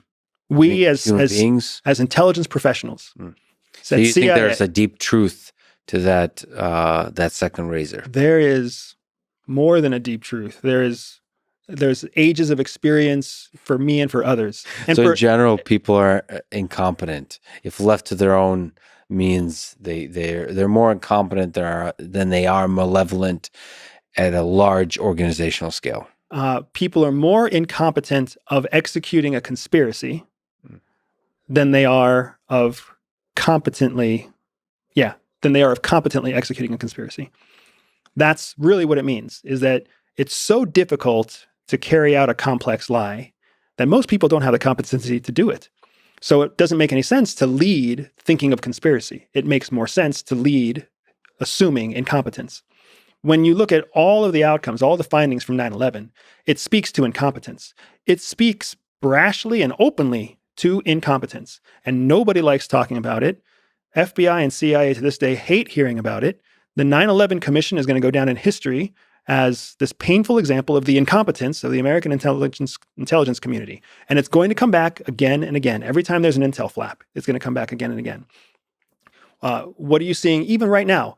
We missed the U.S. intelligence infrastructure, misjudged Afghanistan, misjudged Hong Kong, misjudged Russia's invasion of Ukraine. Those were three massive misjudgments in a few years. It's just embarrassing to It's just embarrassing. Exactly right. So all the sort of cover-up looking things around 9/11 is just people being embarrassed by their failures. If they're taking steps to cover anything up, It's just their own, it's a painful reminder of their lack of competency at the time. Now, I understand that conspiracy theorists want to take inklings of information and put them together in a way that is the most damning, but that goes back to our point about overvaluing losses and undervaluing gains. It's just predictable human behavior. Let me ask you about this because it comes up often. So I'm from MIT, and there's a guy by the name of Jeffrey Epstein that still troubles me to this day, that some of the people I respect were interacted with this individual and fell into his influence, charm, charisma, whatever the hell he used to delude these people. He did so successfully. I'm very open-minded about this thing. I would love to learn more, but a lot of people tell me, a lot of people I respect, that there's intelligence agencies behind this individual. So they were using Jeffrey Epstein for getting access to powerful people and then to control and manipulate those powerful people. The CIA, I believe, is not brought up as often as Mossad. And so this goes back to the original aspect of our conversation, is how much each individual intelligence agencies is willing to go to control, to manipulate, to achieve its means. Do you think can you educate me if, obviously you don't know, but you can bet, what are the chances the intelligence agencies are involved with the character of Jeffrey Epstein? In some way, shape, or form with the character of Epstein, it's 100% guaranteed that some intelligence organization was involved. But let's talk about why. Let's talk about why, okay? Yep. There's multiple types of intelligence assets. Just like we were talking earlier. There's foreign intelligence reporting assets. There's access agents. And then there's agents of influence. 3 different categories of intelligence, right? One is when you talk about foreign intelligence reporters, these are people who have access to secrets, and their job is to give you their secrets in exchange for gold or money or alcohol or prostitution or whatever else, right? Their job is to give you secrets, and then you pay them for the secrets. Access agents, their job is to give you physical access or digital access to something of interest to you. So maybe they're the ones that open a door that should have been locked and let you come in and stick your thumb drive in the computer. Yes. Or maybe they're the ones that share a phone number with somebody, and then they're just like, just don't tell them you got the phone number from me. Their job is to give you access. Then you have these agents of influence. An agent of influence's job is to be part of your effort to influence the outcomes in some way that benefits your intelligence requirements, right? Of these 3 types of people, the least scrupulous and the most shady is your agent of influence. Because your agent of influence understands exactly what they're doing. They know they're working with one guy, and they know they're using the influence to manipulate some other guy. When it comes to powerful people, especially wealthy, powerful people, the only thing that interests them is power. Money is not a challenge anymore. Prestige, notoriety, none of those things are a challenge. The rest of us, we're busy trying to make money. We're busy trying to build a reputation. We're busy trying to build a career, keep a family afloat. At the highest levels, they're bored. They don't need any of that. The only thing that they care about is being able to wield power. So a character like Jeffrey Epstein is exactly the kind of character that the Chinese would want, the Russians would want, Mossad would want, the French would want. It's too easy because the man had access to a wide range of American influential people for corporate espionage uses, for economic espionage uses, for national security espionage uses. It doesn't make any sense that a person like that wouldn't be targeted. It doesn't. So the question is who, and whether, I think the really important distinction here is, was Jeffrey Epstein created, or once he's achieved and built his network, was he then infiltrated? And that's a really sort of important difference. Like, at which stage do you connect a person like that? You start to notice maybe they're effective at building a network, and then you start making building a relationship to where at some point it's a job, they're working for you? Or do you literally create a person like that? Yeah, so intelligence organizations have different strategies here. In the United States, we never create. We don't have a budget cycle that allows us to create. I mean, the maximum budget cycle in the United States is 5 years. So even if we were to try to invest in some seed operation or create some character of influence, essentially every year you have to justify why you're spending budget. And that becomes very difficult in a democracy like ours. However, Russia and China are extremely adept at seed operations, long-term operations. They are willing to invest and develop and create an agent that serves their purposes. Now, to create someone from scratch like Jeffrey Epstein, the probabilities are extremely low. They would have had to start with like 1,000 different targets and try to grow 1,000 different, if you will, influencers, and then hope that one of them hits, kind of like a venture capital firm, right? Invest in many, hope that a few hit. More likely, they observed him at some point in his own natural rise.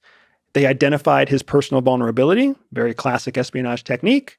And then they stepped in, introduced themselves mid-career and said, hey, we know you have this thing that you like that isn't really it's frowned upon by your own people, but we don't frown upon it. And we can help you both succeed and, have an endless supply of ladies along the way. I've recently talked to Ryan Graves, who's a lieutenant, Ryan Graves, who's a fighter jet pilot, about many things. He also does work on autonomous weapon systems, drones, and that kind of thing, and including quantum computing. But he also happens to be one of the very few pilots that were willing to go on record and talk about UFO sightings. Does the CIA and the federal government have interest in UFOs? In my experience at CIA, that is an area that remains very compartmented. And that could be one of two reasons. It could be because there is significant interest and that's why it's so heavily compartmented. Or it could be because it's an area that's just not important. It's a distraction. So they compartment it so it doesn't distract from other operations. One of the areas that I've been quite interested in and where I've done a lot of research and I've done some work in the private intelligence and private investigation side is with UFOs. The place where UFOs really connect with the federal government is when it comes to aviation safety and predominance of power. So FAA and the U.S. Air Force and the U.S. military are very invested in knowing what's happening in the skies above the United States. And that's of primary interest to them. When they can rule out the direct threat to national security of UFOs, then they become less interested. That said, when you have unexplained aerial phenomenon that are unexplained, that can't directly be tied to anything that is known of the terrestrial world, then they're left without an answer to their question. They don't know if it's a threat or not a threat. But I think the scarier concern for the U.S. national government or for the U.S. federal government, the scarier concern that nobody talks about is what if the UFO isn't alien? What if it is actually a cutting edge war machine that we are eons behind ever being able to replicate? Or the other concern is that it's a system, it's a machine from a foreign power that's doing intelligence collection. Correct. So it's not just military purposes, it's actually collecting data. Well, a lot of times the federal government will see the two as the same. It's a hostile tool from a foreign government. So collection of information is a hostile act. Absolutely. That's why the Espionage Act exists. That's why it's a criminal offense if you're committing espionage in the United States as a U.S. citizen or a foreign citizen. So I guess they keep digging until they can confirm it's not a threat. But it just, and you're saying that there's not, from your understanding, much evidence that they're doing so. It could be because they're compartmentalized. But you're saying private intelligence institutions are trying to make progress on this. Yeah, it's really difficult to know. There's an economic interest in the private intelligence world. Because, for example, if you understand why certain aerial phenomena are happening over a location, then you can use that to inform investors whether to invest in that location or avoid investment in that location. But that's not a national security concern, so it doesn't matter to the federal government. Could these UFOs be aliens? Now I'm going into a territory of you as a human being wondering about all the alien civilizations that are out there. The humbling question. We are not alone. Do you think we're not alone? It's an improbability that we are alone. If by virtue of the fact that sentient human life exists, intelligent human life exists, all of the probabilities that would have to be destroyed for that to be true simply speak over the galaxies that exist, that there's no possible way we're alone. It's a mathematical equation. It's a 1 or a 0, right? And for me, it has to exist. It's impossible otherwise, rationally, for me to think that we are truly the only intelligent life form in all of the universe.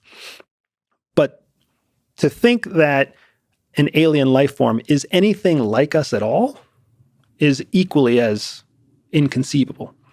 To think that they're carbon-based, bipedal, humanoid alien species that just happen to fly around in metal machines and visit alien planets in a way that they become observed is it's just silly. It's the world of sci-fi.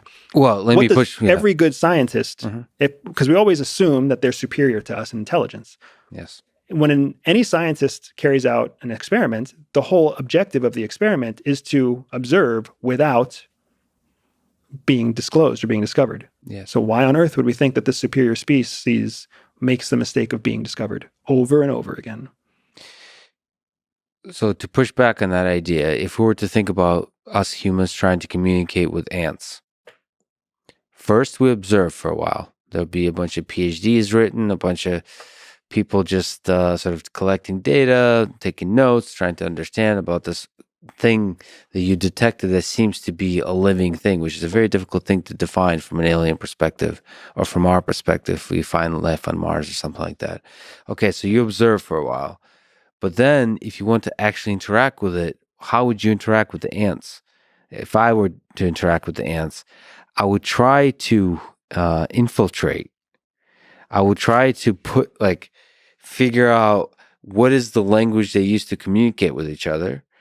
I would try to operate at their physical scale, in terms of the physics of their interaction, in terms of the information methods, mediums of information exchange with pheromones or whatever, however the heck ants. So I would try to mimic them in some way. So in that sense, it makes sense that the objects we would see, you mentioned bipedal. Yes, of course, it's ridiculous that aliens would actually be very similar to us, but maybe they create forms in order to be like, here, the humans will understand it, and this needs to be sufficiently different from humans to know that there's something weird.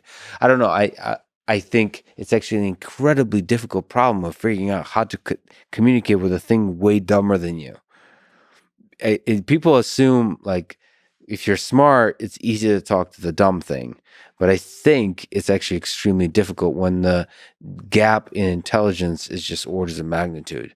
And so, of course, you can observe, but once you notice the thing is sufficiently interesting, how do you communicate with that thing? So this is where one of the things I always try to highlight is how conspiracies are born. Because many people don't understand how easy it is to fall into the conspiratorial cycle. So the first step to a conspiracy being born is to have a piece of evidence that is true. And then immediately following the true evidence is a gap in information. And then to fill in the gap of information, people create an idea, and then the next logical outcome is based on the idea that they just created, which is an idea that's based on something that was imagined in the first place. So the factual thing is now 2 steps away, and then 3 steps away, 4 steps away as the things go on. And then all of a sudden you have this kernel of truth that turned into this wild conspiracy. So in our example, you talked about humans trying to communicate with ants. Ants are not intelligent. Ants are not an intelligent species. They're a drone species that's somehow commanded through whatever technology, whatever Spoken like a typical human, but yes. whatever biological thing is in the queen, right? But they're not. It's not a fair equivalent. But let's look at gorillas, or let's look at something in the monkey family, right? Where largely we agree that there is some sort of intelligence there, or dolphins, some sort of intelligence, right? It is a human thing to want to observe and then communicate and integrate. That's a human thing, not an intelligent life thing. So for us to even think that an intelligent alien species would want to engage and communicate at all is an extremely human assumption. Yeah. And then from that assumption, then we started going into all the other things you said. If they wanted to communicate, wouldn't they want to mimic? If they wanted to mimic, wouldn't they create devices like ours? So now we're 3 steps removed from the true fact of there's something unexplainable in the skies. Yeah, so the fact is there's something unexplainable in the skies, and then we're filling in the gaps with all of our basic human biases and assumptions. Yeah. Exactly. But the thing is, now we're getting right back to Project Northwood. We need some plan. I don't care how crazy the idea is, guys. Give me some plan. So that's where we come up with, well, maybe it's an alien species trying to communicate, or maybe it's an alien, a hostile threat that's trying to take over the world, or who knows what. Maybe it's. I mean, but you have to somehow construct hypotheses and theories for anomalies, and then from that, amidst giant pile of the ridiculous, emerges perhaps a deeper truth. Absolutely. over a period of decades, and at first that truth is ridiculed, and then it's accepted. That whole process. The Earth revolving around the sun. Yeah, the Earth revolving around the sun. But to me, it's interesting because it asks us looking out there with SETI, just looking for alien life, is forcing us to really ask questions about ourselves, about what is life, how special. First of all, what is intelligence? How special is intelligence in the cosmos? And I think it's inspiring and challenging to us as human beings, both on a scientific and engineering level, but also on a philosophical level. I mean, all of those questions are laid before us when you start to think about alien life. So you interviewed Joe Rogan recently. Yeah. And he said something that I thought was really, really brilliant during the podcast interview. He said that he's going to love hearing that. But go ahead, sorry. But he said that he realized at some point that the turn in his opinion about UFOs happened when he realized how desperately he wanted it to be true. Yeah. This is the human condition. Our pink matter works the same way as everybody's pink matter. And one of the ways that our pink matter works is with this thing, with what's known as a cognitive bias. It's a mental shortcut. Essentially, your brain doesn't want to process through facts over and over again. Instead, it wants to assume certain facts are in place and just jump right to the conclusion. It saves energy. It saves megabytes. So what Joe Rogan, I feel weird calling him Joe, I don't know him, but what Joe identified on his own. Mr. Rogan. What Mr. Rogan identified on his own yeah, was his own cognitive loop. And then he immediately grew suspicious of that loop. That is a super powerful tool. That is something that most people never become self-actualized enough to realize, that they have a cognitive loop, let alone questioning their own cognitive loop. So that was, when it came to this topic specifically, that was just something that I thought was really powerful, because you learn to not trust your own mind. Just for the record, after he drinks one whiskey, all that goes out. I think that was just in that moment in time, like, a moment of brilliance. A moment of brilliance, because I think he still is, he's definitely one of the things that inspires me about Joe is how open-minded he is, how curious he is. He refuses to let sort of the conformity and the conventions of any one community, including the scientific community, be a kind of thing that limits his curiosity of asking, what if? It's entirely possible. I think that's a beautiful thing, and it actually represents what the best of science is, that childlike curiosity. But so it's good to sort of balance those two things, but then you have to wake up to it like, is there a chance this is true, or do I just really want it to be Right. true? Right. And that the hot girl that talks to you overseas. yeah. For a brief moment. There's actually a deeper explanation for it that I'll tell you off the mic that perhaps a lot of people can kind of figure out. Anyway, just to take it one step further, because I love this stuff. Personally, I love pink matter stuff.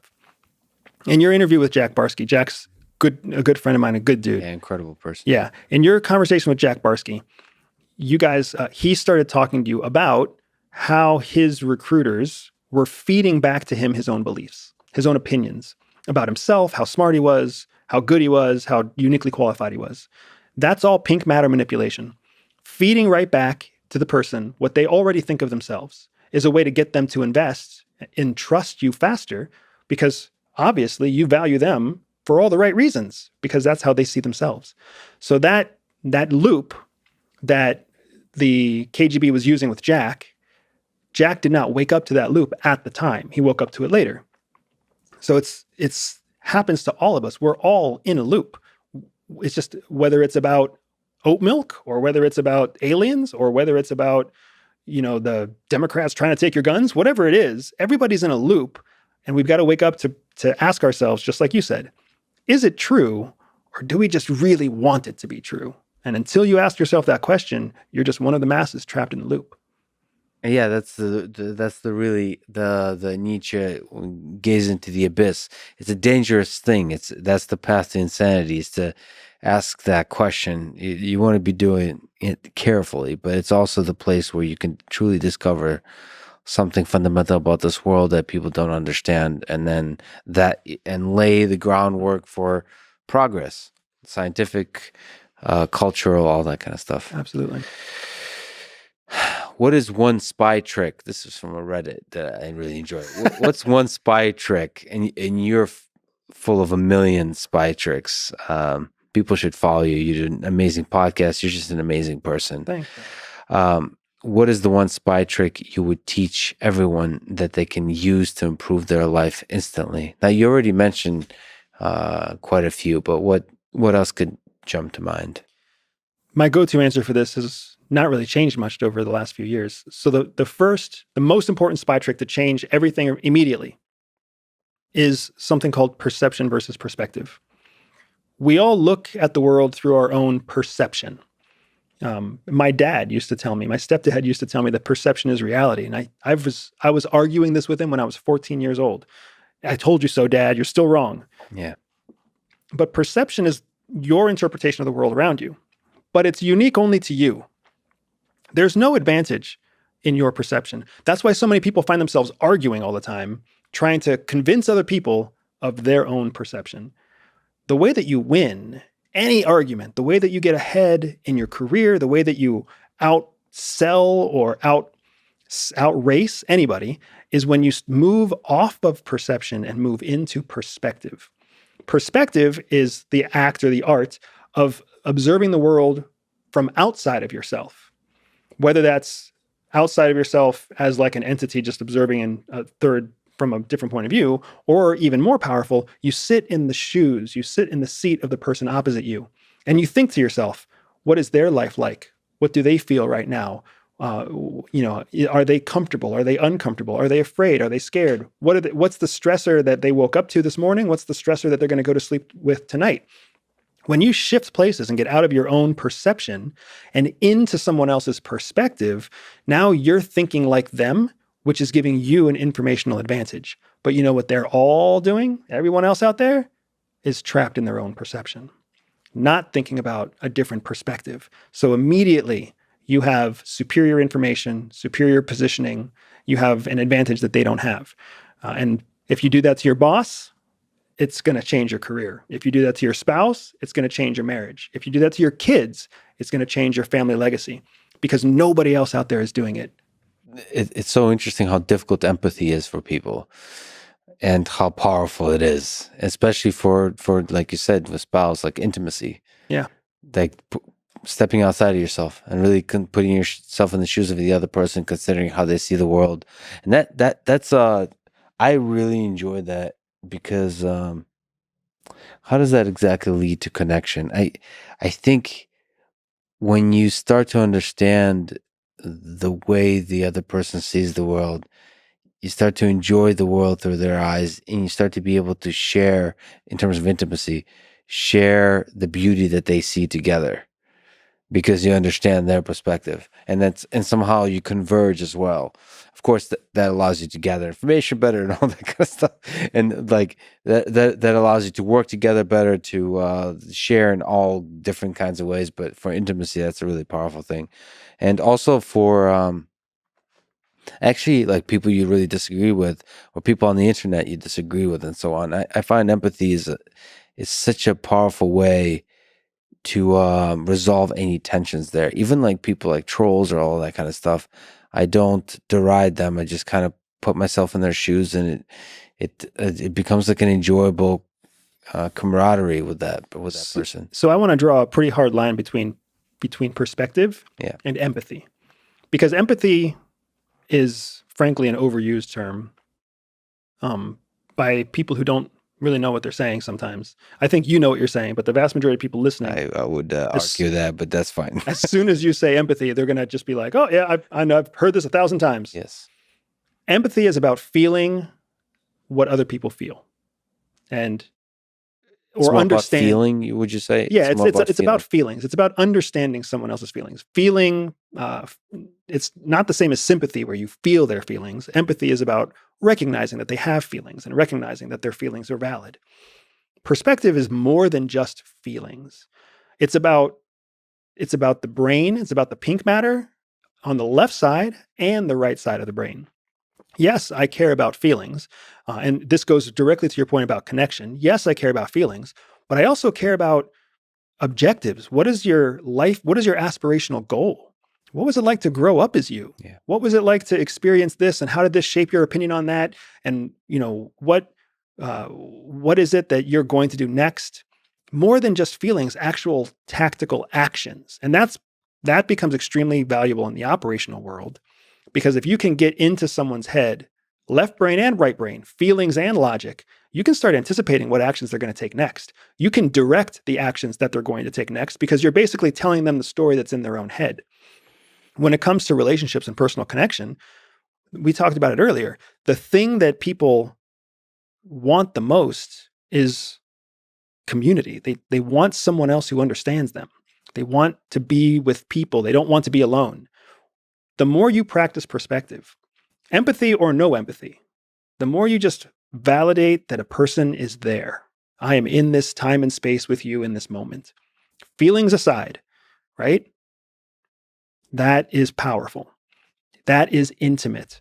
And whether you're talking about lovers or whether you're talking about a business exchange or whether you're talking about collaborators in a crime, I'm here with you, ride or die. Let's do it, right? That's powerful. How much of what you've learned in your role at the CIA transfer over to relationships, to business relationship, to other aspects of life? This is something you work closely with powerful people to help them out. What have you learned about the commonalities, about the problems that people face? Man, I would say about a solid 95% of what I learned at CIA carries over to the civilian world. That 5% that doesn't it would carry over in a disaster, right? There's knowing how to shoot on target with my non-dominant hand really only has one purpose. It's not going to happen day to day, right? Knowing how to do a dead drop that isn't discoverable by the local police force isn't going to be useful right now, but it could be useful in a disaster. But the 95% of stuff that's useful, it's all tied to the human condition. It's all tied to being able to understand what someone's thinking, understand what someone's feeling, direct their thoughts, direct their emotions, direct their thought process, win their attention, win their loyalty, win influence with them, grow your network, grow your own circle of influence. I mean, all of that is immensely, immensely valuable. As an example, the disguise thing that we talked about earlier. Disguise in and of itself has mixed utility. If you're Brad Pitt and you don't want anybody to know you're Brad Pitt, you put on a level 1 disguise, and that's great. Or maybe you call me and I walk you through a level 2 disguise so that you can go to Aruba and nobody's going to know you're in Aruba, right? Whatever it is. But even there, with the 5% that doesn't apply to everyday life, there's still elements that do. For example, when a person looks at a human being's face, the first place they look is the same part of the face as if they were reading a piece of paper. So in English, we start from the top left and we read left to right, top to bottom. So when an English-speaking person interacts with another person, the first thing they look at isn't their eyes. It's the upper left, from their point of view, corner of their face. Yeah. Right? They look there, and that's the information they get is hair color, hair pattern, skin color, right? That's it. Before they know anything else about the face. This is one of the reasons why somebody can look at you and then you ask them, what color are my eyes? I don't really remember. Because the way they read the face, they read it from left to right, top to bottom. So they're paying a lot of attention to the first few things they see, and then they're paying less attention as they go down the face. The same scrolling behavior that you see on the internet, right? So when you understand that through the lens of disguise, it allows you to make a very powerful disguise. The most important part of your disguise is here if you're English speaking, right? Here if you're speaking some foreign languages that read right to left, right? If it's Chinese, you know that they're going to look from here down because they read left down. So it's so interesting. So yeah, knowing that really helps you sort of configure the things in terms of physical appearance. That's interesting. Correct. So when it comes to how to make a disguise, not so useful to the ultra wealthy usually. But when it comes to how to read a face, or more importantly, how people are going to read your face, that's extremely important because now you know where to find the first signs of deception in a baseline or anything else. You mentioned that the idea of having privacy is one that we think we can, but we really don't. Is it possible for maybe somebody like me or a regular person to disappear from the grid? Absolutely. Yeah, and it's not as hard as you might think. It's not convenient. Again, convenience and security. You can disappear tomorrow, right? I can walk you through 3 steps right now that are going to help you disappear tomorrow. But none of them are convenient. They're all extremely secure, right? The first thing you do is every piece of digital technology you have that is connected to you in any way is now dead. You just let the battery run out. Forever. You never touch it again, starting at this moment. What you have to do is go out and acquire a new one. Realistically, you will not be able to acquire a new one in the United States by buying it. Because to do so, you would tie it to your credit card, you would tie it to a location, a time, a place, a registered name, whatever else. So you would have to acquire it essentially by theft or through the black market. So you would want something because you're going to need the advantage of technology without it being in your name. So you go out and you steal a phone or you steal a laptop, you do whatever you have to do to make sure that you can get on with the password and whatever else that might be, as dirty or as clean as you want that to be. We're all morally flexible here. But now you have a technological device that you can work with. And then from there on, you're just doing whatever you have to do, whether you're stealing every step of the way or whether you run a massive con. Keep in mind that we often talk about con men and cons. Do you know what the word that con is a root word for? Confidence. That's what a con man is. A con man is a confidence man. Just somebody who is so brazenly confident that the people around them, living in their own perception, not perspective, in their perception, they're like, well, this guy really knows what he's talking about, so I'm going to do what he says. So you can run a massive con, and that can take care of your finances, that can take care of your lodging, whatever else it is. You are whoever you present yourself to be. So if you want to be Bill for the afternoon, just go tell people your name is Bill. They're not going to question you. So the intelligence, the natural web of intelligence gathering systems we have in the United States and in the world, are they going to believe for long that you're Bill? Until you do something that makes them think otherwise. If you are consistent, we talked about consistency being the superpower. If you are consistent, they will think you're Bill forever. How difficult is that to do? It's not convenient. It's quite difficult. Was that require training? It does require training. Because why do criminals always get caught? Because they stop being consistent. Criminals, I never hesitate to admit this, but people tell me I should hesitate to admit it. So now I hesitate because of the guidance I've gotten to hesitate, right? Yeah. I like criminals. I'm friends with a number of criminals Because the only people who get me, like right away who get me, are criminals. Because we know what it's like to basically abandon all the rules, do our own thing our own way, and watch the world just keep turning. Yeah. Most people are so stuck in the trap of normal thought and behavior that when I tell them, they just go tell people your name is Bill. Most people are going to say, psh, that's not going to work. Yeah. But a criminal will be like, oh yeah, I did that once. Yeah. I just told everybody my name was Nancy. And I'm a dude. And they still believed me. Yeah. Criminals just get it, right? Yeah. So what happens with criminals is they go to the school of hard knocks. They learn criminal behavior on the job. Spies go to school. We go to the best spy school in the world. We go to Langley's, the farm, right? What's known as Field Tradecraft Course, FTC, in a covert location for a covert period of time, and covert. So if anybody from CIA is watching, I'm not breaking any rules. It's all on Wikipedia, but it's not coming from me. Yeah. But that's how we do it. They train us from 100 years of experience in the best ways to carry out covert operations, which are all just criminal activities overseas. We learn how to do it the right way so that we don't get caught. We learn how to be consistent. More importantly, we learn how to create an operation that has a limited lifespan, because the longer it lives, the more at risk you are. So you want operations to be short, concise, on the X, off the X, limit your room for mistakes. Criminals they default to wanting these long-term operations because they don't want to have to recreate a new way to make money every 15 days. You mentioned if anybody from the CIA is watching, so I've seen you talk about the fact that sort of people that are currently working at the CIA would kind of look down on the people who've left the CIA, and they deride them, especially if you go public, especially if there's a book and all that kind of stuff. Do you feel the pressure of that to be quiet, to not do something like this conversation that we're doing today? I feel the silent judgment. That's very real. I feel it for myself, and I feel it for my wife, who doesn't appear on camera very often, but who's also former CIA.